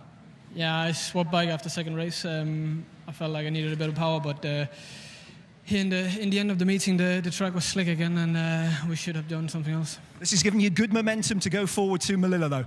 Yeah, absolutely. 12 points in my 5 races is good. It's a good result for me, and it's definitely the best I've been so far this year. But what can you say? You need to step it up when you get to the semis, otherwise your night will end, and that's how it went today, but definitely it's a step forward for me. Well, it's great you're kicking on, Niels. Thank you. Thank you. Cheers, mate. Thank you. Yeah, that wasn't easy. Fair play to him, because you can see he's disappointed, but he was so desperate to make the final this evening, so yeah, you can feel for him on that score. But tomorrow when he wakes up, 13 points, pretty decent effort. Yep, terrific night here then, here in Prague, the Czech Republic FIM Speedway Grand Prix, and another dramatic twist, and Melilla in a fortnight's time. That is going to be tasty, very tasty. Oh yeah, and it's a great racetrack too. We've seen some superb action there in the past, World Cups of course as well, and I don't doubt that we weren't there last year, so we're going back to Melilla, and I'm sure it'll be a thriller in Melilla, that's for sure. Have you heard that before? I think that's fairly original. Dear, oh dear. Yeah, I used to use that a lot, but I thought, no, it's old-fashioned now. It's to run its course, Past but its sell doesn't by stop date. you though, Kel, does it? No, steam straight in. So yeah, we prepare for the gate picks. Beautiful evening here in Prague, and fans have enjoyed themselves, and just this race for the World Championship. We're a third of the way through after tonight. Just a quick word about Darcy Ward. He was feeling frustrated, I would suggest. Scored a lot of points tonight, but having dominated, he will be bitterly disappointed that he's not in the final. Which one do you fancy? Which gate? OK, I'm going to go for gate 2, Nigel. I think that that's been very successful, and I suspect that there's going to be Ty Woofenden coming out of there. I'd be surprised if he doesn't take that. Yeah, and here we go with the grand final coming up here in the Markéta Stadium, Prague. Just waiting for the riders now. And here we go. So, Ty Woofenden, yep, the world champion, comes up, and he's going for gate 2, no surprise, and he's chuffed with that. Zagar, who is very much a danger. He has shown terrific speed, and he's grown in stature as the night's gone on. He had that in his semi-final, if my memory serves right, and he comes out of gate 3. Hancock would think he'll almost certainly go for the inside gate, no-brainer. And don't rule about him. Nicky gets gate 4 again. No problem. And as he proved in his first semi-final, no problem at all. Nothing to lose for Pedersen here, I would suggest. Yeah. How on earth he's hung in there is purely on instinct and sheer guts and determination. Hancock, Woofenden, Zagar, Pedersen chased his line up for the final. Absolutely. I think over the last 2 GPs now, Mate Zagar has come of age as a Grand Prix rider. He has proved now that he's right up there with the very, very best. Can only agree with that. You know, you win a Grand Prix and all of a sudden, you know, you become a winner on the biggest stage, and there's no question your confidence then grows enormously, and he's now backing it up with another big performance. And I think I may have said that, you know, he's the sort of rider that's taken quite some time to win a Grand Prix, but now he's won one. I just think he may well go on and win several. So Everson did last year, didn't he? He won one and then won another one, so Zagar may do something very similar here tonight. But back-to-back wins for Woofenden at the Markéta. Well, you've got to say that he's got to be one of the favourites for it, hasn't he? Yep, very much so. And if you have just joined us here tonight, Great Britain's Ty Woofenden is into the final here in the Markéta Stadium, and this is the track where he won his one and only Grand Prix victory last year on his way to the world title. And I know that Woofy would desperately like to win another Grand Prix. He feels that he hasn't won enough. He's world champion, but he's a proud man. He likes winning meetings. Came so very close, of course, 2 weeks ago in Finland on his return to form in the World Championship. Another brilliant performance from the world champion, and is really relishing the role of being champion now. He's growing in stature. Not easy when you win your first Grand Prix. So much attention throughout the winter, and suddenly the racing starts, and he felt a little bit lost at times. But now, all of a sudden, riding, well, you can see he's comfortable, he's relaxed, and riding brilliantly. Yep, very much so. So we're into the grand final here, and a reminder of the World Championship. Darcy Ward leads the World Championship on 45, but he is not in the final. Greg Hancock, this man, is on 44 points with Nicky Pedersen, both in the final. Ty Woofenden on 43 and Mate Zagar on 42, both in the final. Will we have who is going to be the new leader of the World Championship going into Melilla in a fortnight's time? Can Ty Woofenden win a second successive Czech Republic Grand Prix? Woofenden and Zagar with 1 GP win each. Hancock and Pedersen with 30 between them.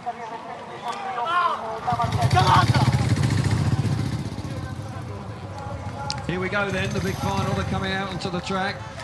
Fabulous lineup, really not an easy call. I would suggest that the evidence of Woofenden in the last few races, so good away from the tapes, he would be favourite for me, and I do believe my colleague alongside me fancied him for tonight's Grand Prix. So Nige, getting close, and I think I may have fancied Hancock, so we've got this far, we've done okay.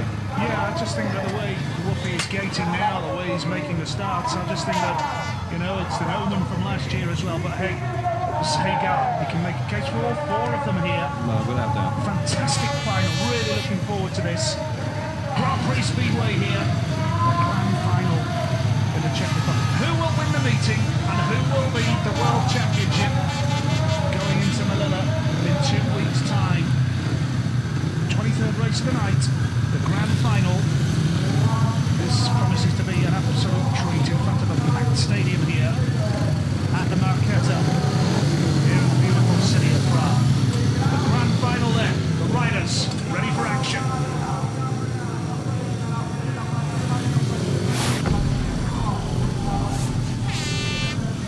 Here we go with the grand final then of the Czech Republic FIM Speedway Grand Prix. It's Greg Hancock going off the inside in the red helmet colour with 71 final appearances before tonight to his name.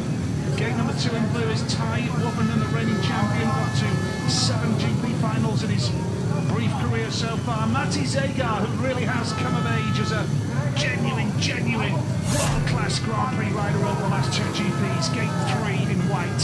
And Nicky Pedersen, second successive outing from the outside gate in yellow. Can he work overtime and get the victory here in the final? Well, he certainly worked overtime in his semi-final to make it this far. Zagar's been hugely impressive. He's shown terrific speed all night long. The two boys on the inside have made great starts. Woffenden probably the favourite for me. Great line-up, big final, 4 laps of action. Here we go. Here we go then. It's the grand final here in the Marketa Stadium. Away from the start of Woffenden has been a beauty. Now he led in Finland a couple of weeks ago. Can he hold his nerve? Can he get the victory? This would be a real fairy tale story here. He won it here last year and now he has the lead again. Hancock's taking Pedersen wide. Pedersen is third. Zagar is at the back. But Zagar comes through now. They're all bunching up for third place here. But the lead is with Ty Woffenden of Great Britain, who's got time to look over his shoulder. Yeah, fabulous start once again from Gate 2 from the world champion. Absolutely brilliant away from the tape. He's out in front. Hancock had to work really hard to get the better of Pedersen, and Zagar's come through into third place. The champion led for 3 3/4 laps last time in Finland. Just needs to remain composed, and then the Grand Prix win will be his. He's clear, away out in front. The world champion looking great. If it stays like this, Ty Woffenden and Greg Hancock will be joint leaders of the World Championship going into Milan on 46 points apiece. But Ty Woffenden is on the verge of a second successive Czech Republic victory. It's Ty Woffenden of Great Britain, the reigning world champion, who pulls off a magnificent win here in Prague at the Marketa Stadium. The British fans who travelled in big numbers across here to the Marketa Stadium celebrate in style, and it's Ty Woffenden who celebrates the victory here in Prague. Yeah, what a performance from the world champion. It's just got on so well in the last few races. His starts have been impeccable. Brilliant out of Gate 2. The champion repeats the victory from 12 months ago. Excellent stuff from him. Super stuff from Hancock back in second place. Terrific night at Speedway. Zagar will be slightly disappointed, but he's on the rostrum. Pedersen couldn't pull off the miracle he required coming from the outside, but Ty Woffenden really strong tonight. Had a couple of races there where he just had a bit of a wobble in the middle of the meeting. British fans delighted, but the world champion back to his best. Second Grand Prix win of his career rather. And Woffenden certainly going to be a threat for a second world title right now. Well, he leads the World Championship with Greg Hancock on 46 points. 18 points Woffenden scores. What a turnaround in his season. It's only, about 5 weeks ago that he left Bydgoszcz, pretty down about things. Yeah. And here now, he is joint leader of the World Championship. He won here last year, his first ever Grand Prix victory. And now he's got Grand Prix victory number 2 at the same venue. What a result for Ty Woffenden. Yeah, I can only agree with that. That was something very special indeed, and he's absolutely delighted with it. And rightly so. Gate 2 in his last 2 riders in the semi-final and the final proved to be perfect. Look at this, the bike absolutely jet propelled. He's comfortably in front. Pedersen does well initially from the outside, but just can't quite get across. It's really tight. Greg Hancock down the back straight. He runs in there deep. Pedersen had done this to him earlier on and really did kill the momentum of Hancock. Look at Zagar then coming roaring up the inside and gets himself into third place. But the world champion so strong away from the tapes. In such a competitive race in a big final, he rides absolutely supremely well. Doesn't override the bike this time and make that mistake where he did in Finland, where he pulled a big locker and actually gifted the win to Zagar, you would suggest. This time, 4 immaculate laps. Superb performance. And I've got to say, he's come from nowhere in the last 2 Grand Prix to now be at the head of the World Championship table. Super stuff from Woofenden. What a ride. Brilliant ride from Ty Woofenden. Stands on top of the world with that man, Greg Hancock now. Let's hear from the winner. Ty Woofenden is with our man, Jason Harold.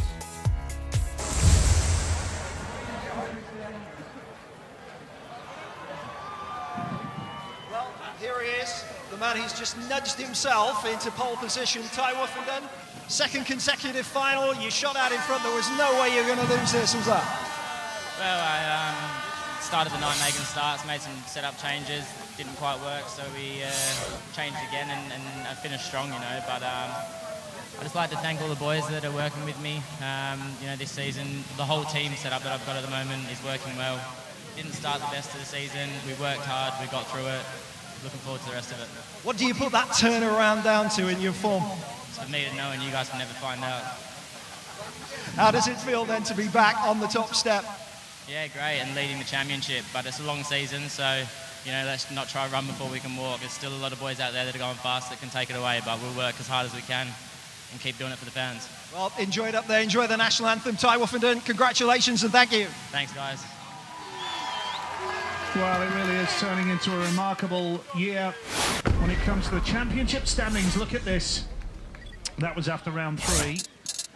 And now we see Ty Woofenden and Greg Hancock leading the series on 46 points, with Darcy Ward on 45, Nicky Pedersen on 44, Matty Zagar 43, Christoph Kasperzak 42, Chris Holder 40, Freddie Lindgren's on 38. Really is truly remarkable. 6 points separate the top 7 in the World Championship. 4 separate the top 6. Really is remarkable. Here comes Ty Woofenden now, onto the top step of the podium here in Prague for a second successive year. Yeah, it's a fantastic performance from Ty Woofenden. Never easy coming back to a place where you've gone before. You know you have good memories of the place, but certainly to come up and repeat the performance is something very special indeed. And when you consider the form he showed at the beginning of the season, no question, it's been a remarkable turnaround, and the man looks like he really means business and is focused on the rest of the season. And Greg Hancock, remarkable performance from him again. He's on the rostrum, making finals. 3 finals on the spin for Hancock, and Zagar also. Here's the national anthem.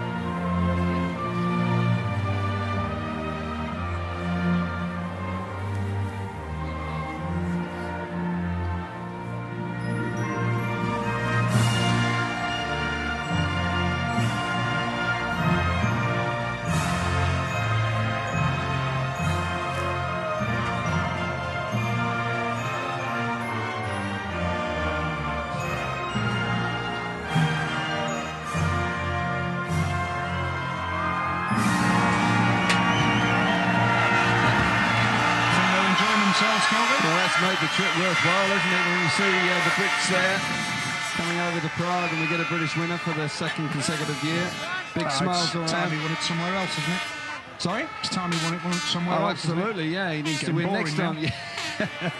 Very predictable. No, it's been a smashing night. It was a bit predictable early on, but it warmed up nicely, and riders really started pushing hard. And when you consider how close the championship chase is from the points perspective, it really is very exciting indeed. Great effort from Zagar. He's backed up that win 2 weeks ago with a solid 3rd place here tonight. As you said, Nigel, he's growing in stature, coming of age at this level of Speedway. Hancock, we know all about him. You know, still never ceases to surprise.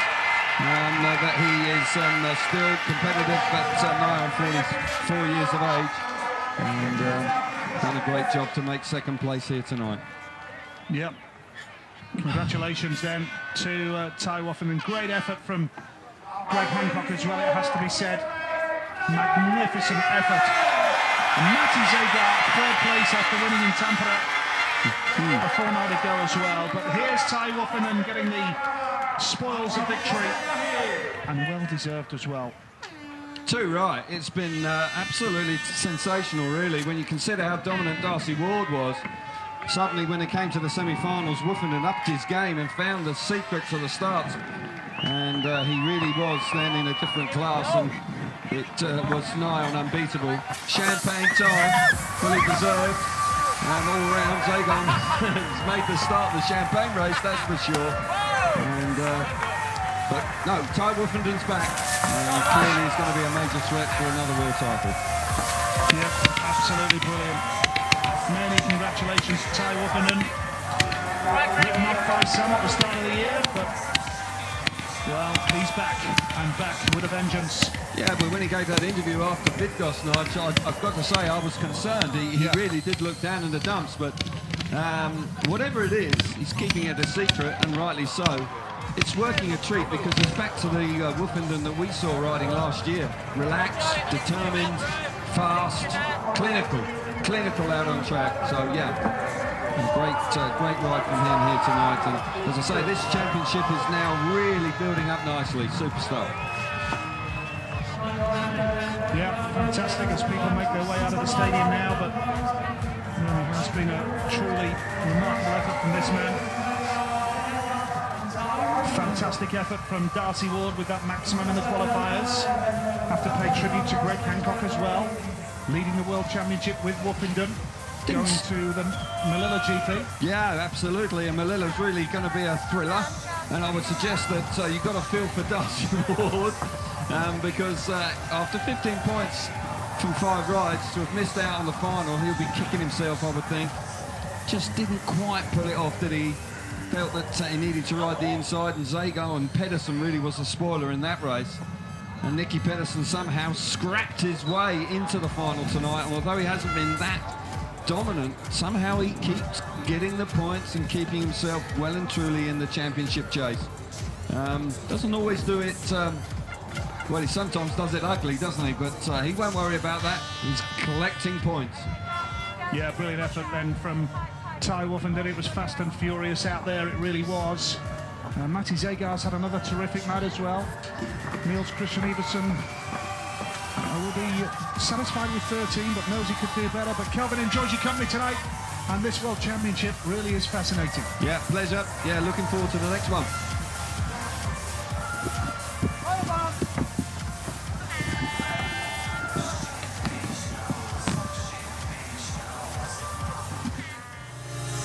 The FIM Speedway World Championship moved to the Marketa Stadium in Prague for round number 4 on a hot, sunny evening. Plenty of tourists in town, and the SGP's Stars of Shale ready to do battle once again as the race for the world title was hotting up nicely. Darcy Ward was the standout rider in the qualifying heats. Niels Christian Iversen made a good start and was looking quick, and Václav Milik in the thick of the action as the wild card as well. Several riders in contention for the World Championship after the withdrawal of Christoph Kasperzak a fortnight earlier in Tampere in Finland, and then we saw this drama with Milik and Jari Campbell. The ambulance was called for Jari Campbell initially, but thankfully both riders were able to walk away from that and take their place in the rerun, although Campbell wasn't the same rider, clearly feeling the effects. Pedersen ruthless on Hancock in that race. Darcy Ward's momentum continuing, riding quite beautifully and on his way to a 15-point maximum in the qualifying heats. It got down to make or break for Chris Holder. Nicky Pedersen really working hard as well, and it was a tight call for the semi-final places. Freddie Lindgren, Chris Holder on 8 points apiece, managing to sneak their way through in the business end of the meeting. Kasperzak struggling with that knee injury, was in agony after a race win, but Nicky Pedersen always in contention. You could never write him off. The Slovenian Matty Zagar continuing his good form. Pedersen did well to get the race under control after almost falling off the bike there, and he managed to qualify through to the semi-finals with an 8-point haul, but Kasperzak clearly riding through the pain. Chris Harris had a good battle with Greg Hancock in his last outing, and then it went down to the semi-finals, and this was absolutely fascinating. Nicky Pedersen working hard, and Darcy Ward missing out after a 15-point maximum. He failed to make the final. Gate number 2 worked a treat for Ty Woofenden, the reigning world champion, and he made his way towards a second successive victory.